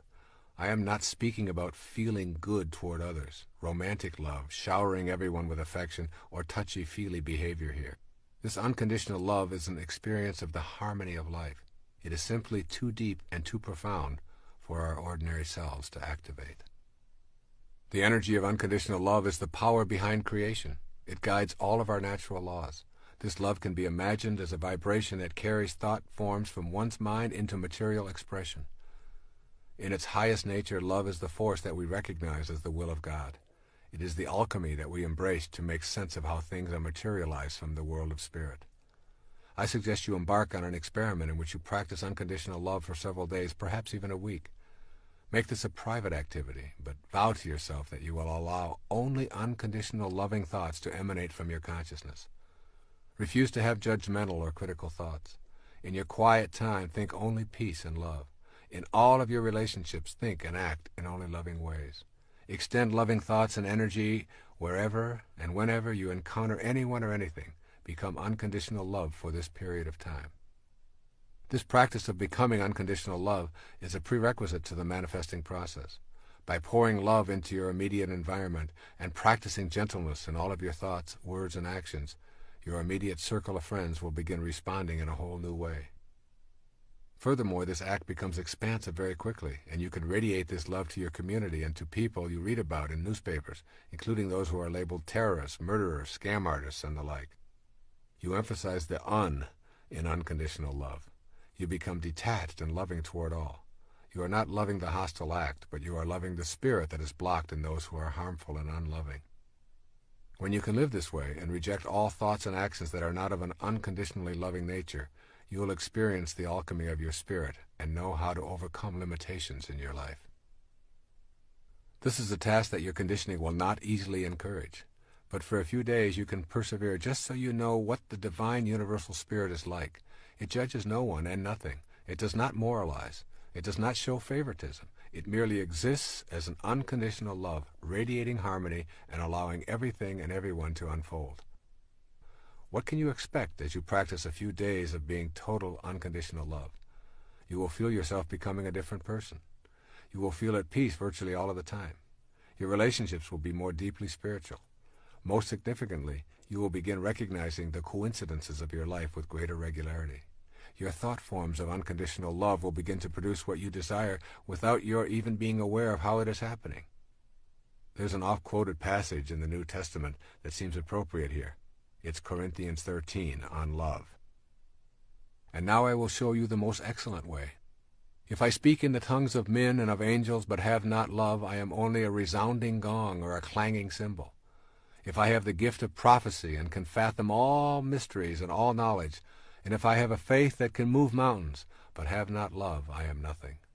If I give all I possess to the poor and surrender my body to the flames, but have not love, I gain nothing.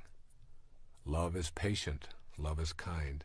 It does not envy. It does not boast. It is not proud. It is not rude. It is not self-seeking. It is not easily angered. It keeps no record of wrong. Love does not delight in evil, but rejoices with the truth. It always protects, always trusts, always hopes, always perseveres. Love never fails, but where there are prophecies, they will cease, and where there are tongues, they will be stilled, and where there is knowledge, it will pass away. For we know in part, and we prophesy in part. But when perfection comes, the imperfect disappears. When I was a child, I talked like a child. I thought like a child. I reasoned like a child. When I became a man, I put childish ways behind me. Now we see but a poor reflection as in a mirror. Then we shall see face to face. Now I know in part, then I shall know fully, even as I am fully known. And now these three remain: faith, hope, and love. Yes, and the greatest of these is love. I'm well aware of the improbability of living an unconditionally loving life in all of our moments. I imagine your ego is protesting that this idea is absurd because you are only human and humans have shortcomings. Nevertheless, I ask you to do this exercise for a few days or a week. You see, I know that it will become habitual when you feel the richness of your life with this new awareness. There's something that is called the process of detached observation. One of the great meditation exercises that I learned many years ago involves imagining lifting yourself out of your body and floating into space so far that you are actually observing the entire planet. If you do this, try to imagine what the Earth is like without you on it. It is a very difficult task for your ego to even contemplate the world without you on it. Next, begin to observe the planet without any judgment, refusing to label anything good or bad, right or wrong. Simply instruct yourself to notice, allow, and send unconditional love. The process of being a detached observer occurs in the silence of your contemplations or meditations. Begin by seeking out time to be quiet and enter this inner place of love. It is in that silence that you will come to truly know the divine energy of unconditional love. It's a difficult thing for our egos to contemplate this concept of oneness. Unconditional love and becoming a co-creator in your life is possible when you know that God is not separate from you. You and God are one and the same. In the New Testament, Jesus says to the multitudes, "I have said, ye are gods." And later, "When a man believes in me, he does not believe in me only, but in the one who sent me. When he looks at me, he sees the one who sent me." What it means to be in a state of oneness is that you know the unconditional love that God has for all of creation is also the unconditional love that can be you if you make that choice. If you place restrictions on that love or withhold it dependent on your judgments and hatreds, then you make it a conditional love and remove yourself from the possibility of co-creating with God. We have unconditional freedom for our thoughts to be what they are. That is how you are loved. That is your gift from the divine Creator, expressed through your individuality. Take that freedom away, and you are no longer a human being. You lose your humanity when you lose the unconditional love that allows you to think as you choose. Now suppose that you're able to function in the same unconditionally loving way, simply allowing without judging. You would be experiencing oneness. Your will and God's will would not be in conflict. Use this love for the purpose of creation. Every moment that you create by radiating unconditionally loving thoughts is a reflection of the same love that was responsible for your creation. This unconditional love is really a power, the ability to reach a higher state of being where there seems to be almost no delay between the creation of a thought form and having that thought form show up can be viewed in terms of unconditional love and an absence of making demands on or judging the world. This is a power that I know is possible for each of us when we begin to adopt the basic principles of spiritual manifestation. Most of us simply do not recognize how truly powerful we are by virtue of our own ability to create thoughts, and out of these thoughts attract to ourselves the abundance of the universe. When we think rationally about this power, we immediately think of the conflict between having a free will and having a destiny. This conflict often obviates the need within us to think and live in unconditionally loving ways. Let's take a quick look at this matter of destiny, which is in the title of this tape, and put it into a different context. Destiny is not preordained. Destiny is ordained totally by you. Every single moment of your now existence is the result of your previous thought. The idea that everything is already laid out for you in advance is a hallucination. You can and do manifest your own destiny. Your free will is your gift of unconditional love. You create the destiny with this free will, and when you venture off the path of unconditional love, you are simply living an illusion. The illusion is that the thoughts that you have of your separateness from God's will put you into an obsequious position, that God is something you must fight or fear. Obviously, if this were true, God could not at the same time be all-loving. So what it means here is that you want to know the joy of unconditional love. The most important thing that you will gain from cultivating unconditional love will be freedom from hate and violence. When these thoughts are removed, you discover the presence of joy and peace. This is an automatic reaction to unconditional love because you are in harmony with the creative source. The ego identifies you primarily as a physical body, separate from God, and in need of constant stroking to massage your self-importance. When you simply say this is an illusion and it doesn't really exist, those ideas are replaced with unconditional love, and the joy you experience is really the denial of the false and an affirmation of the truth of your being. You are absolutely free when you are not consumed with your self-importance. You are free when you no longer need to be stroked, coddled, and approved of by everyone you meet. There is a great sense of joy in feeling free. Think of times when you have felt the freest in your life, when the pressures to perform are off, when you are walking in nature, when you are in solitude and communing with God. Joy, freedom, and unconditional love are inseparable. They flow from the experience of each other. To be joyful is to hold on to nothing and to have no restrictions. This is also the feeling of freedom, and it is a result of embracing the unconditional love of the divine energy that is the center of your being.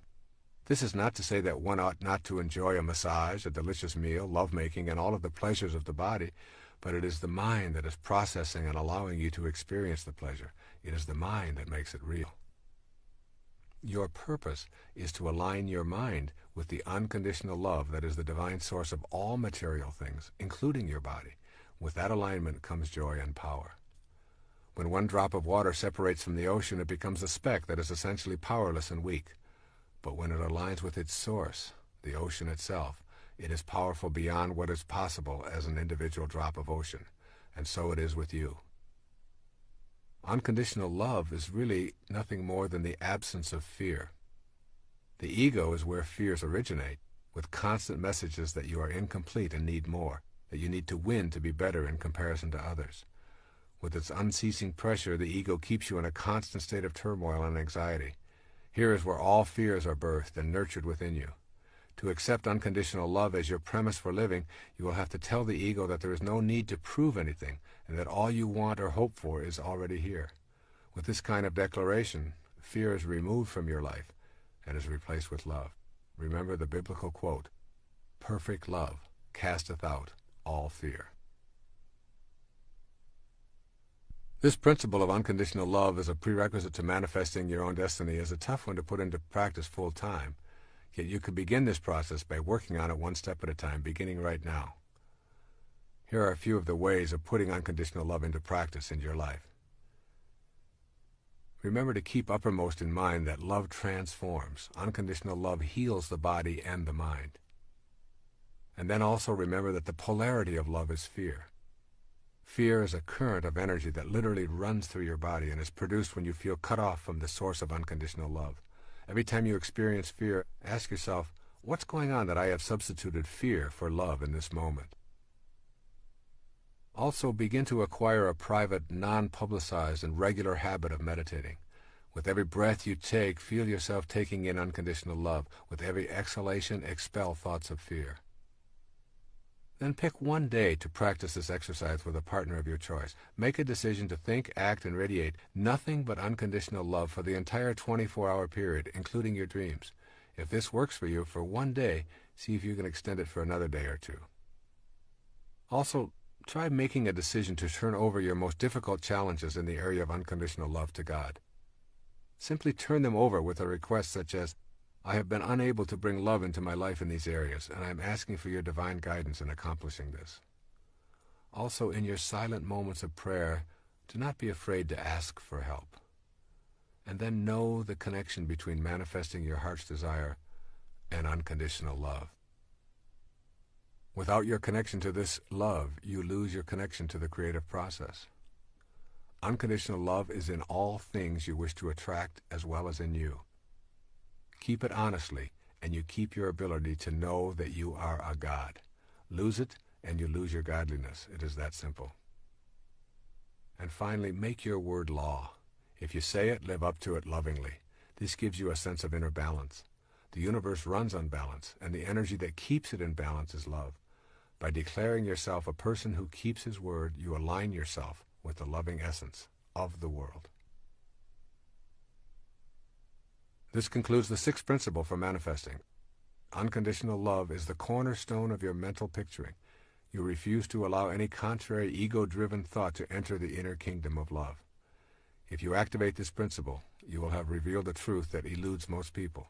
It is with unconditional love that you find your true connection to the divine energy that is in all things. Our seventh principle of spiritual manifestation is simply meditating to the sound of creation. This seventh principle of manifesting will challenge your conditioning probably more than any of the other 8 principles. However, while it contradicts your beliefs about how you fit into the universe, it also expands your ability to create and attract the objects of your heart's desire.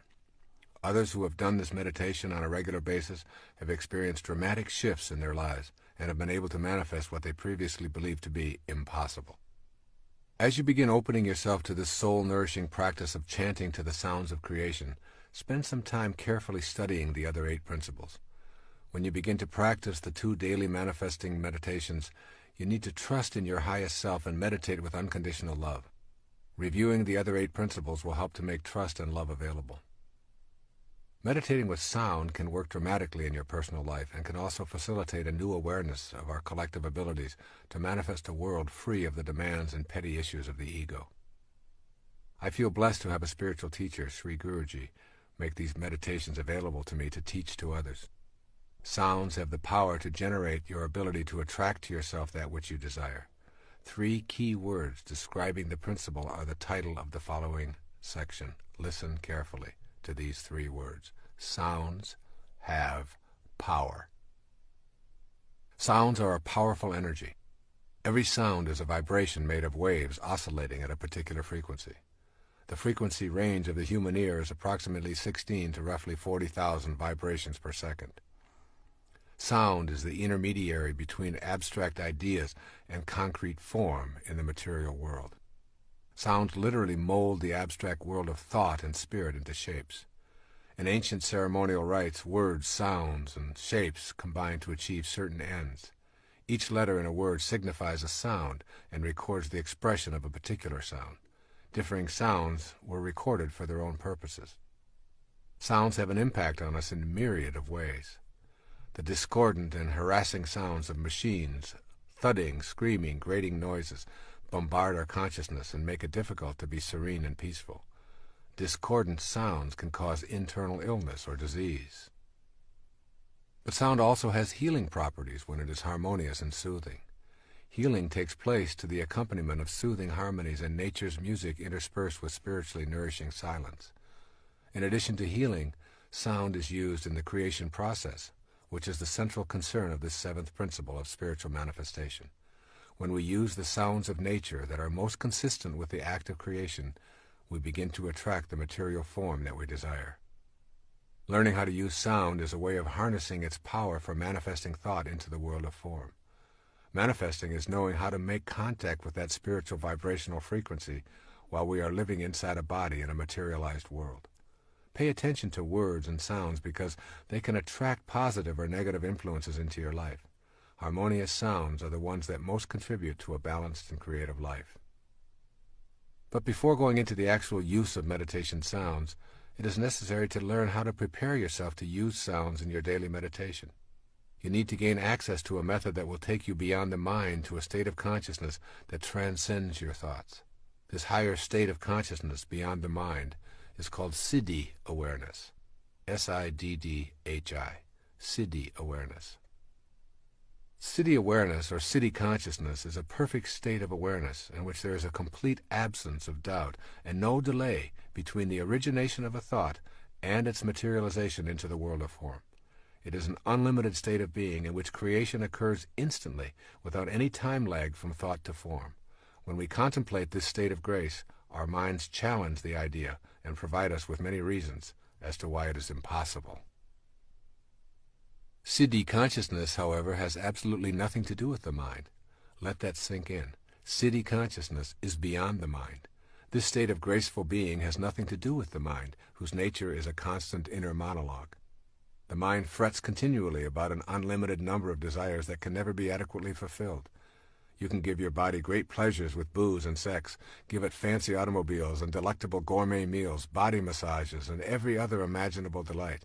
The next morning, when it recovers, your mind has a new list of demands taped to your forehead, asking for more and more of what it can never get enough of. This is the nature of the mind, which is ruled by the ego. Your mind, then, is only a barrier to experiencing siddhi consciousness, wherein you are in a state of bliss and complete acceptance, and your desires are the same as your experience of life. Your mind blocks the vision of your highest awareness. Your highest self has its own language. When your body is stilled and totally in the present, thoughts disappear. Then you can start the exquisite process of meditating with sound. It is the magic of this sound meditation that I am going to explain in the seventh principle. This is a siddha technique to take you beyond the constraints of the ego and the mind to a place within yourself where you can change your vibrational frequency through the use of sounds of creation. There's a magic to the sound of creation. As you begin to incorporate these ideas of the power of sound into your consciousness, going beyond the darkness of your mind to the light of your highest self, think about these words that open the book of John in the New Testament. In the beginning was the Word, and the Word was with God, and the Word was God. The word God has the same sound that is in virtually all of the names for the original creator. All traditions describe a creator of the word and humankind.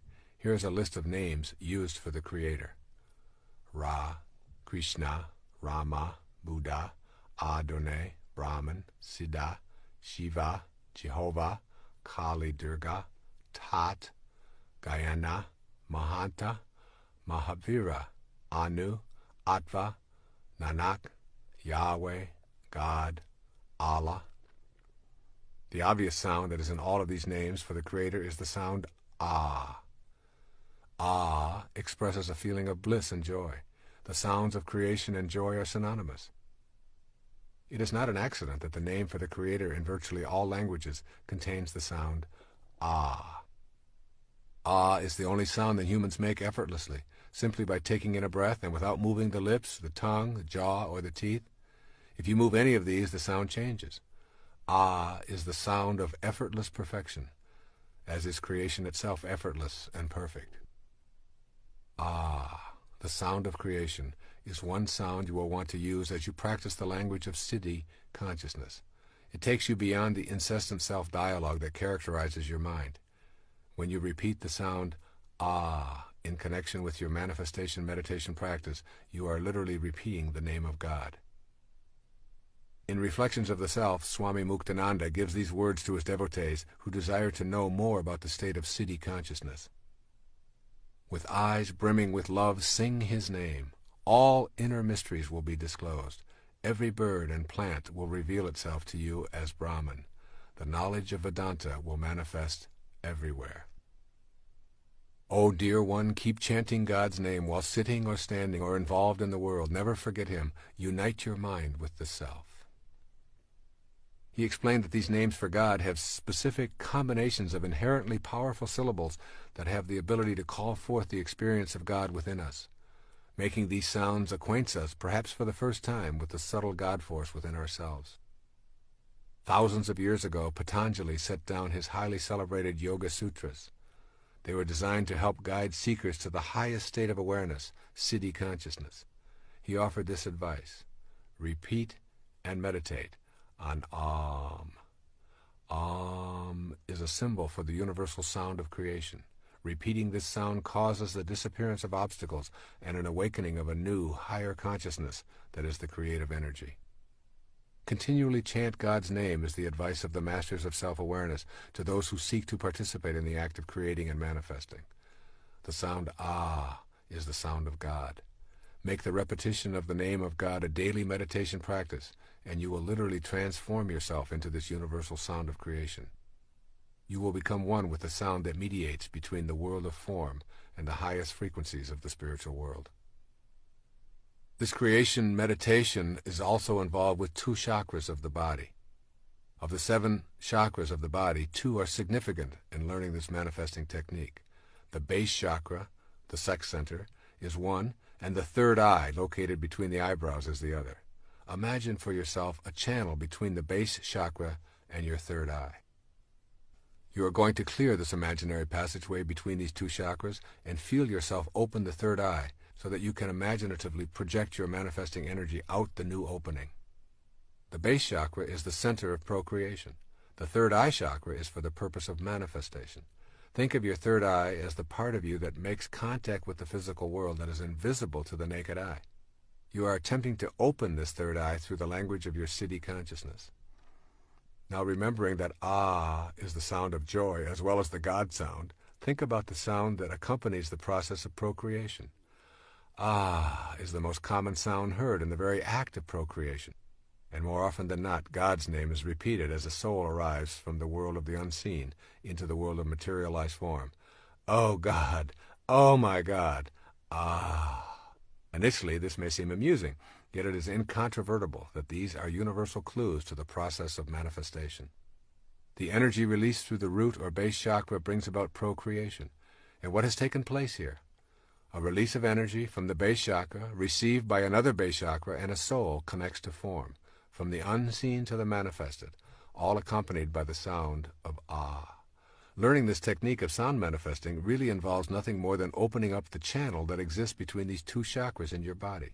Opening the third eye is an inner exercise of putting your attention at the third eye or mind chakra and projecting through it, feeling the joy that is associated with the sound ah. You experience it leaving the limits of your physical body, embracing that which you want to manifest, and bringing it back to you. Implement this sound meditation in your morning practice. I have created a cassette tape and a compact disc called Meditations for Manifesting, which guides you through this morning meditation. In addition, that recording guides you through the second meditation, which takes place in the evening. However, here you put your attention on gratitude for all that has manifested into your life. This is also the subject matter of the ninth and final principle.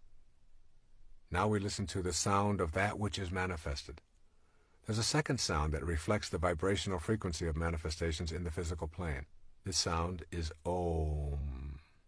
If you reduce anything that you can observe on the physical plane to its ultimate sound vibration, you would hear the sound Om.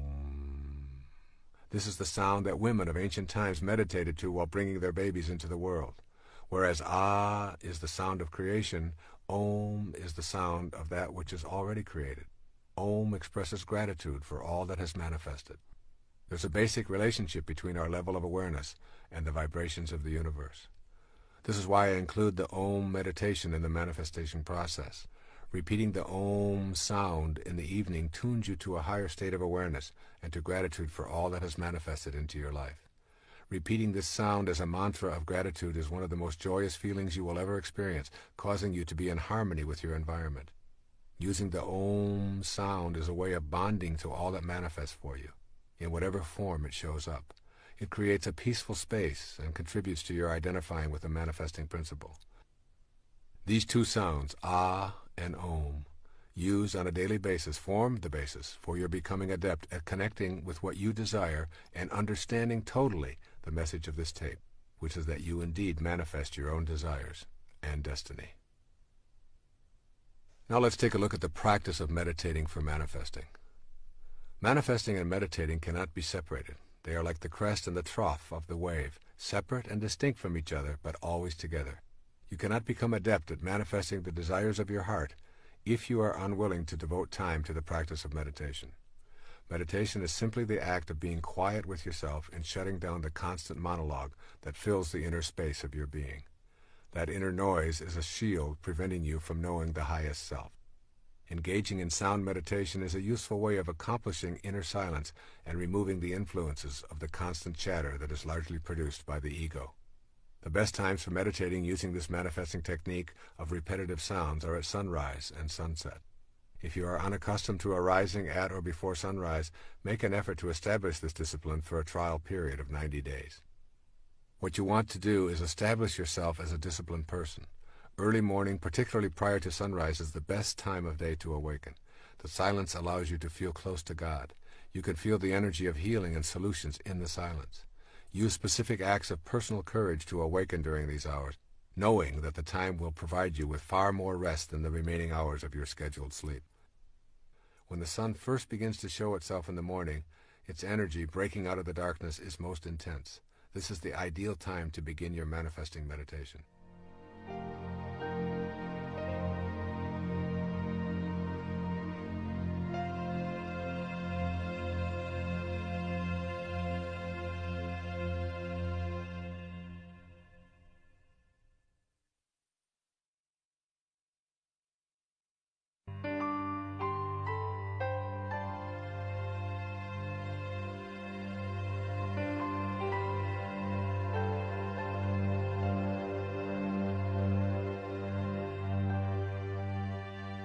Find a comfortable place to sit.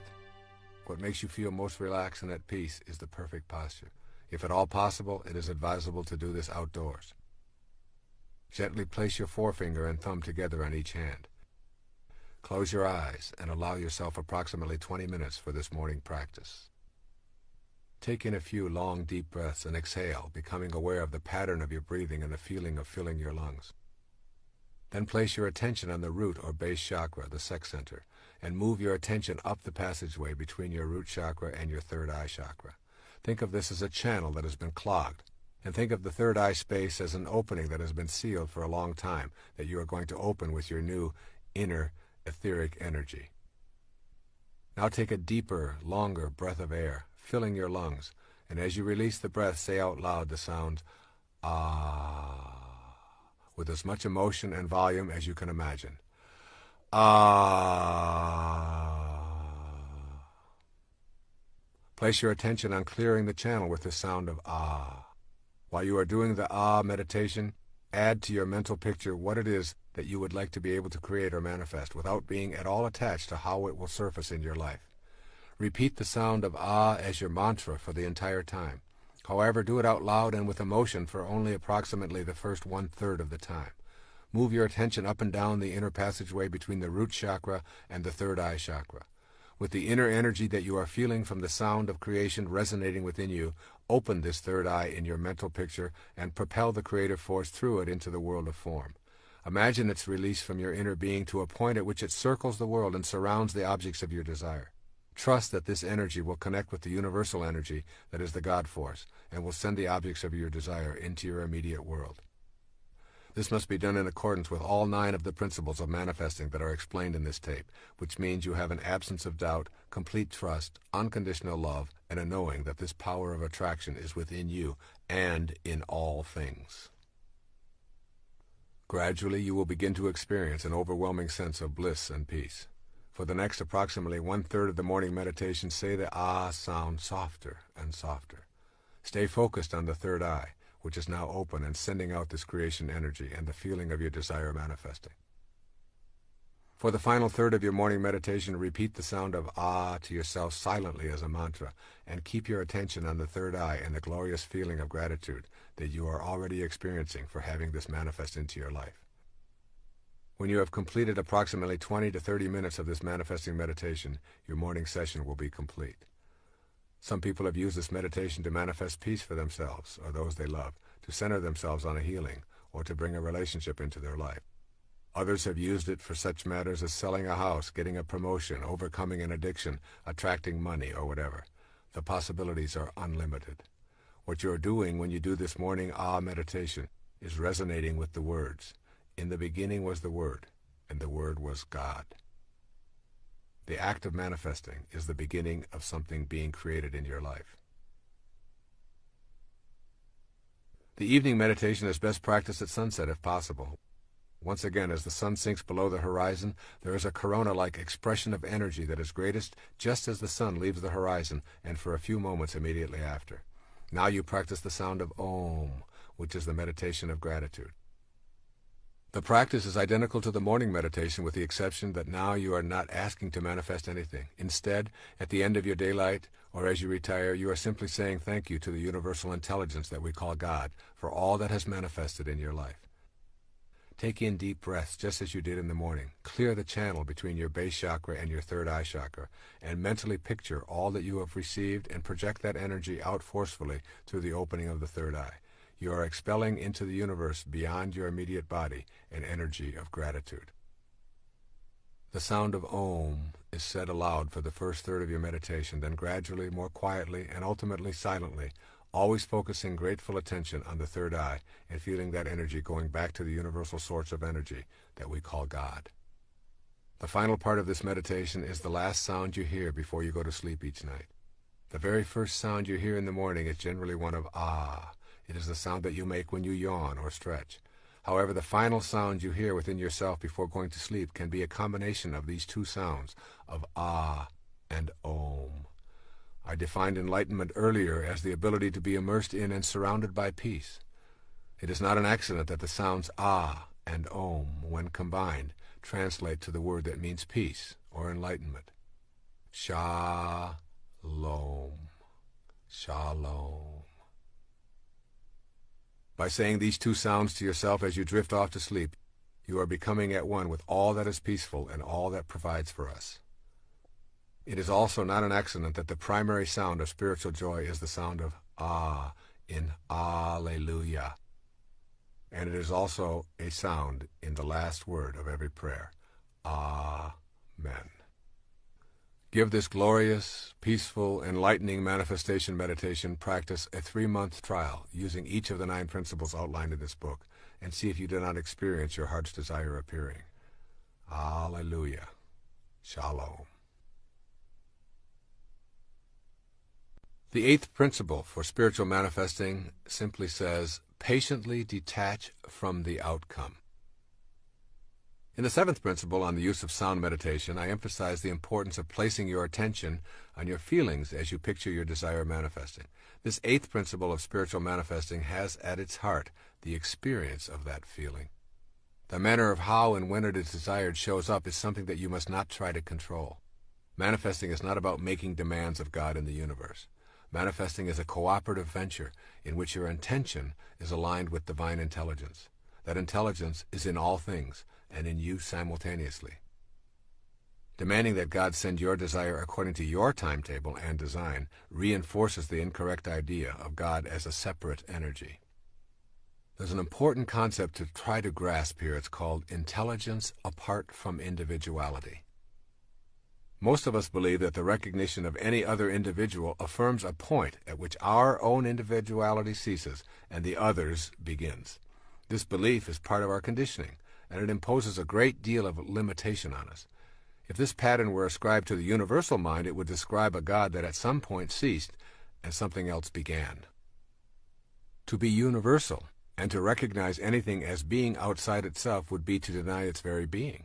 So the nature of universal intelligence is an absence of individual personality. You are in an impersonal and intensely intelligent ocean of life that is all around, under, and in everything, including you. Though you have been conditioned to believe that you are an individual, you are actually a part of the grand universal nature that is infinite in its possibilities. This undifferentiated intelligence responds to you when you recognize it. Ask yourself what the relationship of this universal mind is to you. It cannot have favorites if it is the root and support for everything and everyone. Lacking individuality, it cannot be in conflict with your desires. Being universal, it cannot be simply shut off from you. All these statements characterize this all-producing mind as responsive to you when you understand your relationship to it. Your task is to bring the universal energy within your grasp by raising yourself to the level of that which is universal, rather than bring the universal down to a level of misperceived individuality that is separate from the universal. You need only to recognize it to attract it to yourself, rather than ask it to recognize you and bring you to it. Having learned a different set of principles, all of this may sound a bit confusing, yet it is crucially important for you to know this before moving along on the path of manifesting. There's a power of infinite patience. This provocative line is from A Course in Miracles. Those who are certain of the outcome can afford to wait, and without anxiety. The notions of certainty and patience go together. When you trust and know that you are connected to that universal all-providing intelligence, then you simply place no time constraints on your manifestation. Your knowing and your infinite patience put you at ease. Your inner sense is that what you want to manifest is already here, and your inner attention is on the feeling of well-being that you are already blessed with what you seek. The inner bliss is a function of the power of your infinite patience. When you are certain about the outcome, and unconcerned with the how and when, you have cultivated the power of infinite patience, and simultaneously you have detached yourself from the outcome. When this detachment takes place, you are able to go about your daily business of raising your children, doing your work or training, meditating and communing with God, and just patiently observing. Infinite patience is a sign of trust, and it calls upon infinite love to produce results in your life. When you let go of impatience, you are aligned with the God force, and the anxiety that tells you what is lacking and missing in your life is gone. You will know that God has been patient with you no matter how long it took you to come around, regardless of how far you may have wandered, and no matter how much you may have refused to listen. Infinite patience produces almost immediate results in your life. You become free when you relax your insistence to have it now. As an infinitely patient person, you know that you are already where you want to be, and there are no accidents, and that all that appears to be missing is nothing more than an illusion perpetrated by your ego. With this awareness, impatience leaves, and you stop looking for results of your manifesting meditation. Your patience allows you to remain in silent appreciation of all that is manifested in your life. This practice of patient detachment from outcome is a foreign concept to us. We have been taught that goals, success symbols, and the accumulation of merit badges are the ways to feel important. What follows is a guide for living with the seeming paradox of attempting to manifest something into your life and at the same time not being attached to when and how it shows up. So here's a step-by-step plan for putting patient detachment into your manifesting practice. First, understand the essence of what you desire. What you desire is not necessarily in the realm of things. If you want to manifest money, for example, notice if your attention is centered on the dollars or on the experience and feeling of financial security. The experience is the essence of your desire. By putting your attention on inner feelings, you shift from being gratified by externals. The essence of your desire is a feeling of well-being and joy and an alignment with the universal spirit. You may feel that you truly want to manifest more income and a promotion. Detach yourself from the in-the-world promotion and increase in pay. Put your manifesting energy on the essence. You're wanting to feel more secure and less stress. You will probably begin to see things arriving in your life that reduce your anxiety. They may seem to have very little to do with what you originally thought you wanted. And then secondly, banish doubt and enter into the realm of certainty. When you've removed doubt about your ability to manifest, it will be easy to detach yourself from the outcomes and all of the details. Your trust in yourself and in the divine energy of the universe is all you will need. Then third, leave your expectations and go about your business. Maintain your work and play regime with a new sense of peace originating in your inner knowing about what is manifesting for you. Remain completely detached from the inclination to measure and calculate what is and is not showing up for you. And then fourth, in this step-by-step plan, maintain privacy about your desires. Sharing your manifestation efforts decreases the energy and deflects the energy into the ego's need to gain approval. Then fifth, be aware of the cues that your desires are manifesting. Keep in mind that the way things will show up in your life is not necessarily related to what your rational brain expects. Things may begin popping up into your life that were never there before and which may surprise you as you notice them more and more frequently. These synchronistic events and happenings are the result of beginning to live in a heightened state of awareness. Pay close attention to the cues as they surface and gently tell yourself, it's working, I can see the results. And then sixth, act immediately on the cues that arrive by acknowledging them. When you acknowledge the early signs of arrival of what you wish to manifest, you are giving your inner energy a positive charge and recognizing the divine universal intelligence. This recognition is essential to the continuation of this manifesting process. And seventh, don't think of your manifestation as a special favor. To see manifestation as a favor is to begin the process of bargaining with God and believing in your separateness from all other living things. Your desires manifest because you are in perfect alignment with your source of creation and because you are not placing any limitations on what can come into your life. And then eighth, view any and all obstacles as lessons, not indications of failure. Keep in mind that you are practicing patience and detachment from outcome. Everything that shows up in your life is supposed to. This includes the falls in your life. They provide you with the energy to propel yourself to a higher state of awareness. And then ninth, release all judgment from your manifesting practice. This requires you to be willing to suspend your inclination to judge that which shows up in your life as right or wrong, good or bad, attractive or unattractive. Your judgments halt the flow of universal energy into your life and put you at odds with that divine power. Your ability to manifest depends in large part on your willingness to leave behind the collective judgments that make up the totality of human beliefs. Detaching from these beliefs is one of the greatest challenges of your life. You will probably experience a sense of loss and perhaps a feeling of loneliness as you make this step out of judgment. The reward is that you will begin to expand your own perceptions and accept what others believe are their perceptions. A business card you might find walking on the beach, a book or a tape recording, a message intended for another but is in your mailbox, all these can be cues. Send away all judgments about how anything arrives in your life and refuse to assume the collective judgments that permeate the beliefs of most of the people you encounter. As you notice what arrives and disappears, try to do it with a feeling of total acceptance. In your inner world now, anything you can imagine is actually a part of you. Your proclamation of being wealthy and happy, if taken to that inner non-judgmental world, will lead you to feel wealthy and happy. This in turn will lead you to begin acting in new ways. You will begin to create a new concrete reality of wealth and happiness within yourself as you generate a positive attitude toward all you encounter. No judgments, simply maintaining an inner feeling of having already manifested whatever it is you desire. Your mind will attempt to use logic, but manifestation is not logical. Your mind will try to employ negativity, insisting that you are too old, too stupid, or too undeserving, that you never win anything, that you've wished for things in the past and been disappointed and there's no reason to expect things to change now. This is the attachment of the mind and the ego to results in past history. Meditation and intuitive feelings are two ways to supersede the mind.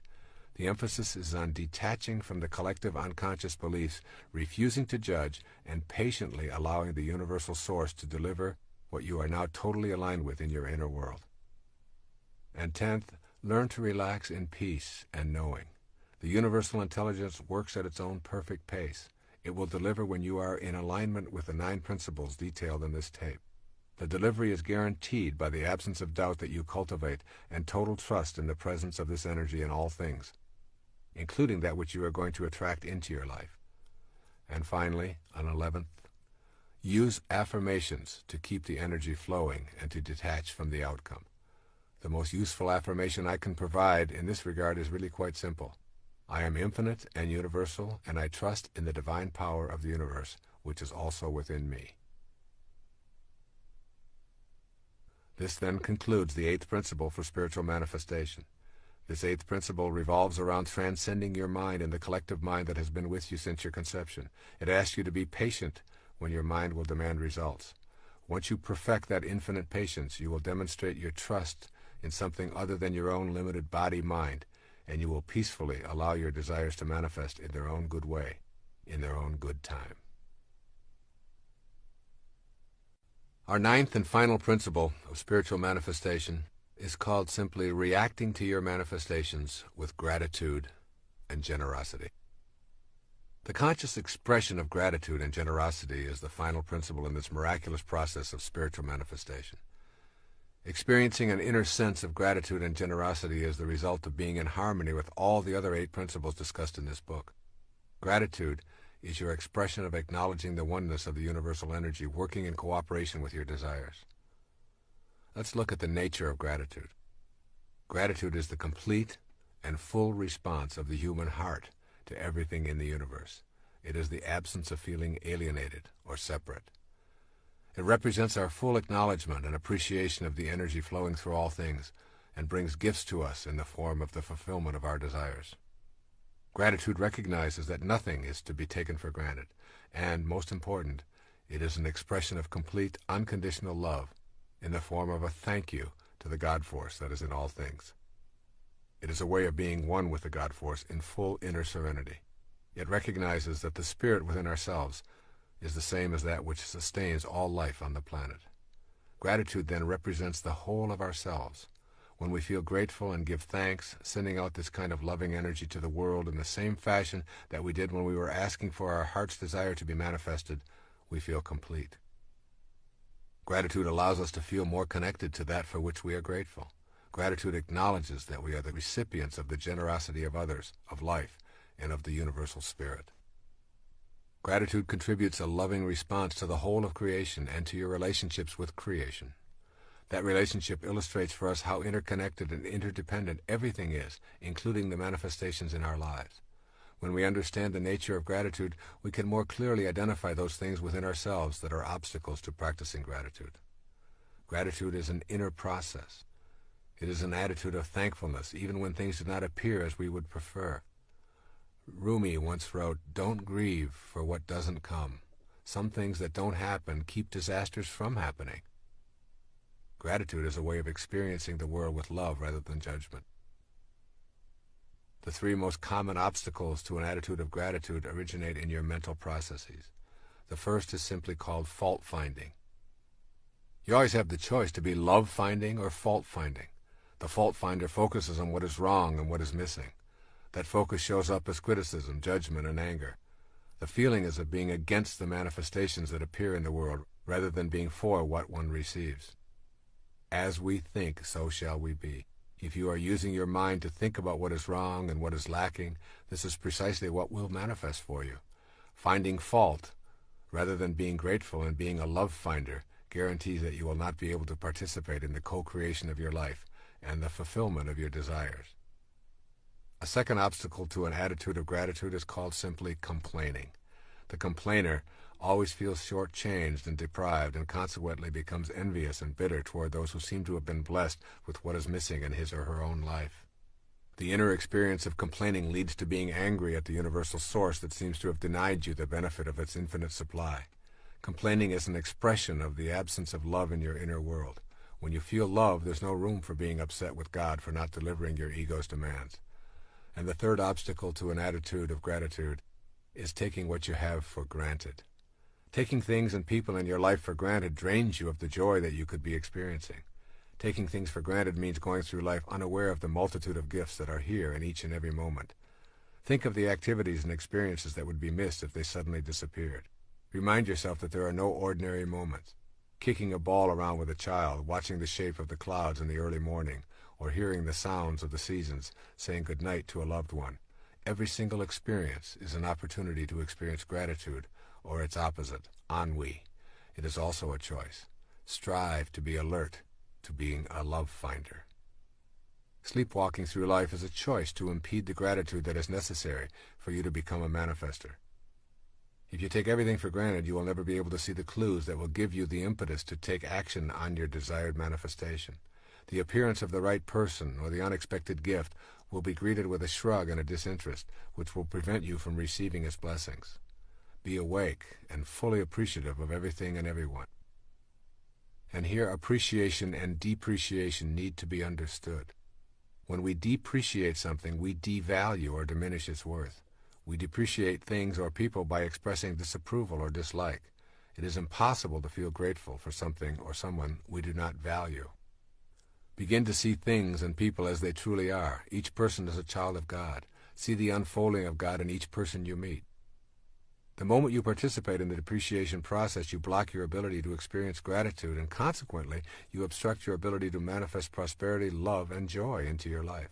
Essentially, the activity of depreciation means that you are not sensing the beauty of life. Become an appreciator, and therefore a manifester, by seeing the Christ shining back at you in the other person or groups of people.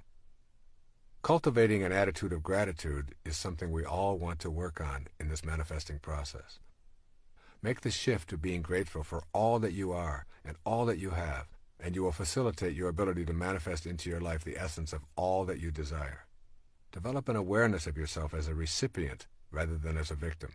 Virtually everything you possess in your life is because of the efforts of others. Your furniture, automobile, home, clothes, gardens, yes, even your own body are all in some way gifts from others. Without the efforts of thousands and thousands of people all working in harmony, you would have nothing showing up in your life. Just remind yourself of this fact each day, and gratitude will begin replacing cynicism. Also, practice a silent expression of gratitude when you start to see your desires manifesting from the universal source. Thank you, God. I see you working in my life, and I acknowledge with love my appreciation for all that you bring to me. Also, become a person who is willing to tell those around you how much you appreciate them. Make a concerted effort to say aloud how much you love your family members without making it a phony ritual. The more you are willing to express gratitude, the more you are cultivating an experience of unconditional love, which, as you know, is the secret to manifesting. Be thankful and avoid complaining as much as possible. Catch yourself as you are about to find fault with someone or some condition. Then, instead, find something to say that reflects a willingness to be a love finder. Give yourself a specific period of time to practice avoiding complaining and fault-finding, perhaps 30 days.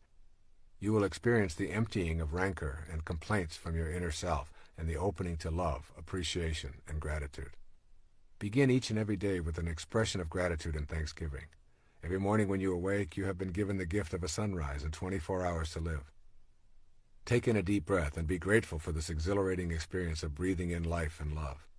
End your day with an expression of love and a repetition of the word for peace, shalom. Be aware of the need to be grateful for the suffering and struggles that are part of the fabric of your life. Sometimes it's easy to simply be angry at your suffering rather than to know that it is the catalyst for your searching and awakening. And also remember, it is the nature of thought to increase. The more your thoughts are centered on what is missing, the more deficient you feel and the more complaints you will utter. Similarly, the more you practice gratitude, the more you are thankful and appreciative of all that life provides, and the more you feed your experience of abundance and love. And now a look at generosity and service, the final steps in manifesting. The natural extension of being grateful is the development of a generous heart. Perfect generosity is a willingness to give of yourself and all that you have manifested without any expectation of a return. Manifesting is about connecting to the universal spirit, which is infinite and abundant in supply. Manifesting is not about seeing neediness in yourself, but is rather about feeling complete with that radiant abundance. It is concerned with unconditional love and attracting that abundant love to your individual life. When you feel the presence of that abundance, your feeling of gratitude will push you in the direction of generosity. It is in the expression of your generosity that you will feel most connected to the unconditional love of the universal spirit. The more you feel a desire to share what you receive unconditionally, the more you will experience it flowing into your life. Generosity and self-liberation go together. Generosity is helpful for your own liberation in that it teaches you about the inner quality of letting go.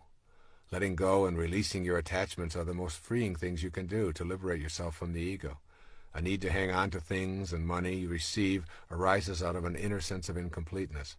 Practicing generosity aligns you with your sense of completeness and love. Generosity extends to more than simply sharing your material possessions.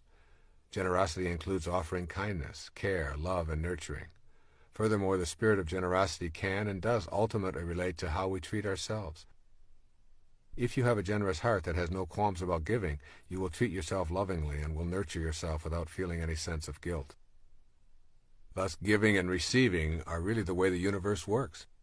Every single time that you take in a breath and then exhale, you are engaged in a process of giving and receiving that is vital to the material and spiritual world. With each inhalation, you take in the oxygen and nitrogen you must have to exist. And with each exhalation, you send back the carbon dioxide that supplies the entire plant world. The cycle of generous giving and receiving is exactly the same as the very act of breathing. Look around you and notice how everything in our universe is a result of giving and receiving. The entire food chain represents a giving of life and a taking of life, and then a giving back in an endless cycle of material manifestation. The process works in the same way on the spiritual level. You put out loving energy to connect to that which you desire, and it returns to you. It is a giving and receiving action. So therefore, it's really important to cultivate an attitude of generosity. Put generosity into your manifestation practice to keep the natural flow of giving and receiving moving in your life. Recognize that this is a way of being that can be developed. You may have convinced yourself that giving is impossible because you have too little for yourself. If you're not generous when it's difficult, you will not be generous when it is easy. Generosity is a function of the heart, not the wallet. A generous heart is one that places no limitations on its ability to be generous with others and does not do it for reward or recognition. Think of the myriad of things that you do each day for others, including animals and the environment, as ways of practicing generosity. Talking to a lonely neighbor, feeding a stray cat, opening a door, anonymously paying the toll for the car behind you, vacuuming the carpet, or whatever may occur in the thousands of actions you undertake each day. Most important, remember that to give without expectation of an acknowledgement is truly the work of your higher self. Keep your generosity practices private. Then become aware of the internal resistances that arise within you when you have an impulse to give. Your fear of not having enough for yourself and your family, your doubts about whether others are truly needy, the fact that others won't appreciate it anyway, are impulses that you need to honor as valid. All of these inner doubts and fears should be examined without judgment. And then give yourself designated times and periods of time to practice being generous, particularly in offering service or in giving of your time. Sometimes I notice my young son out playing soccer by himself, wishing in his heart he had someone to play with. I remind myself to forget about the zillion things I have to do, my state of fatigue or whatever, and I designate the next several hours to simply sharing my time with him, something we both love. Practice being able to receive. Accept help when others offer it. Allow others to do for you without feeling embarrassed or without feeling that your independence is threatened. If you turn off the receiving side, you cut the natural flow of energy, just as if you turned off the giving side. Receiving is very much a component of the spiritual practice of manifestation, and you can work at allowing this into your life with gratitude and love. Furthermore, practice giving just a bit more than you think you can, and a bit more than your own comfort level allows. Whatever you have convinced yourself is the limit of your generosity, try going beyond it. You also can practice a little bit more generosity with your own self than you are normally accustomed to. Order the item on the menu that costs more, or give yourself a few extra days on your vacation trip, or allow yourself the luxury of a body massage or a facial. Extend your generosity into service as a way of life. Our encounters and relationships are a central influence on ourselves and each other. Service is a word that is not commonly thought of as part of our ordinary relationships, yet service simply cannot be separated from relationships. When you cultivate an attitude of gratitude and generosity, you will find yourself wanting to be in the service of others. You will find it natural to extend that which you receive into the service of others as well. If you receive a great teaching, you will want to teach it to others. If you receive love, you will wish to extend that love unconditionally outward. Your relationships will automatically be felt as gifts for the service of others. When you contemplate the purpose of your life in the material plane, you will discover that the only thing you can do with your life is to give it away. You cannot lay claim to anything. It is all transitory. You will find your purpose and your strength when you see that you are in a relationship with all other living things, and that you are purposeful and peaceful when you serve in some capacity. It is out of this state of recognizing our fundamental interconnectedness that we realize we are all in a constant state of service to each other. It is this awareness that you want to keep uppermost in your mind as you generate this principle of spiritual manifesting. Service, at its very basic core, is an inner choice to offer a helpful and healing attitude to others as well as to ourselves. A natural outgrowth of feeling grateful for our daily life manifestations is experiencing the inclination to be generous. By turning the purpose of your life into one of service and leaving behind your self-absorption, you discover the irony of manifesting.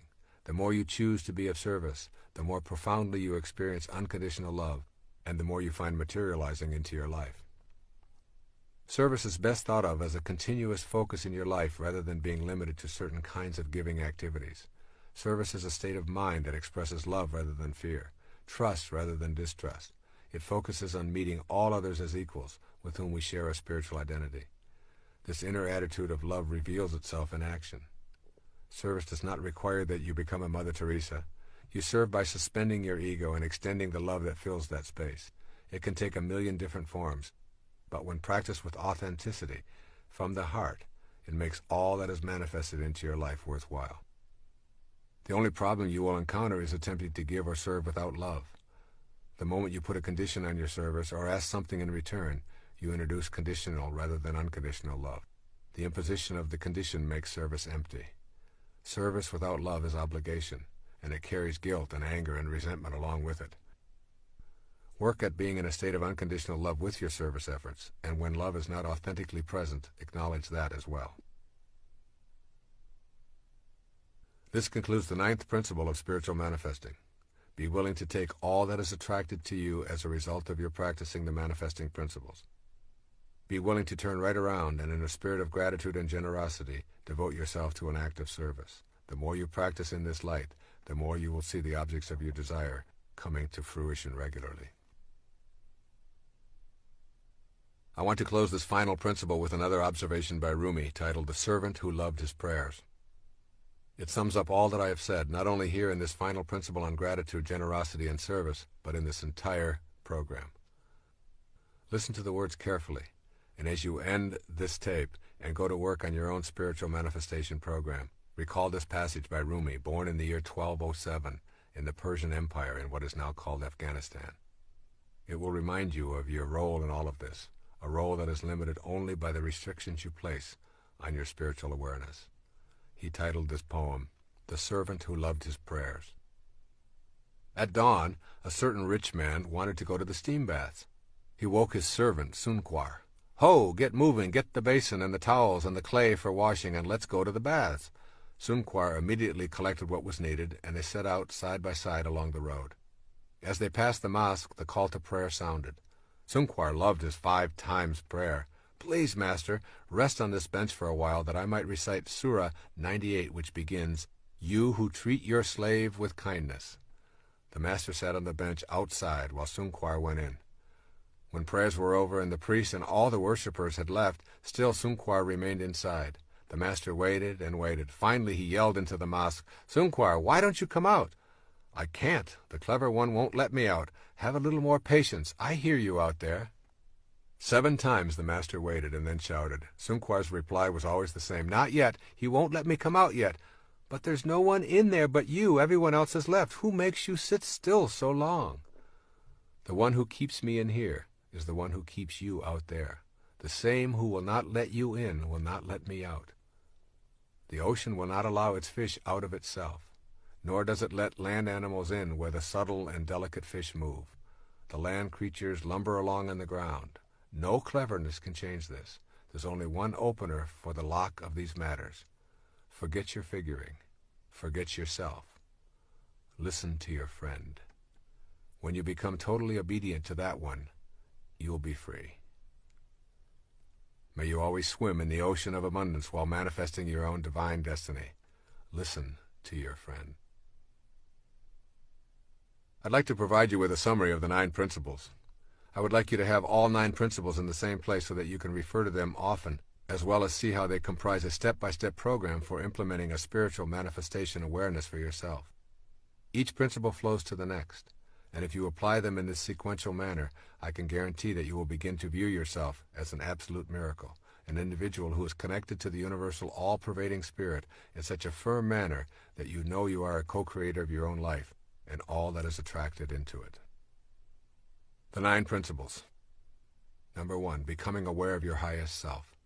This awareness helps you to view yourself as more than merely a physical creation, which leads to the 2nd principle. Trusting yourself is trusting the wisdom that created you.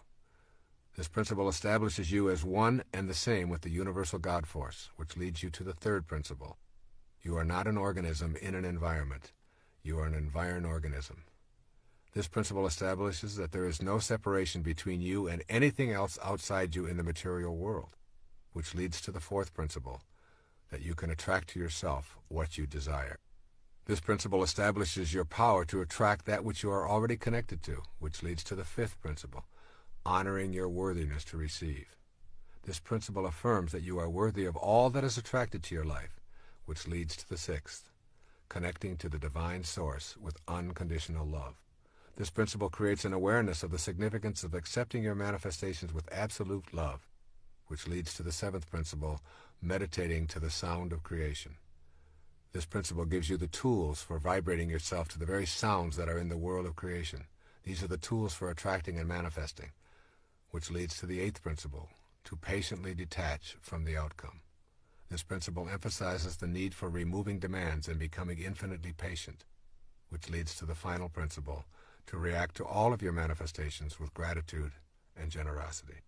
This principle teaches the value of taming the ego and being thankful and in service to others with your manifestations. In essence, all that is being said here is, manifestation means when you are participating in the act of spiritual manifestation, you are doing nothing more than manifesting another aspect of yourself, since you are connected to everything, and everything you wish for also shares that energy. God bless you. I send you love and all green lights.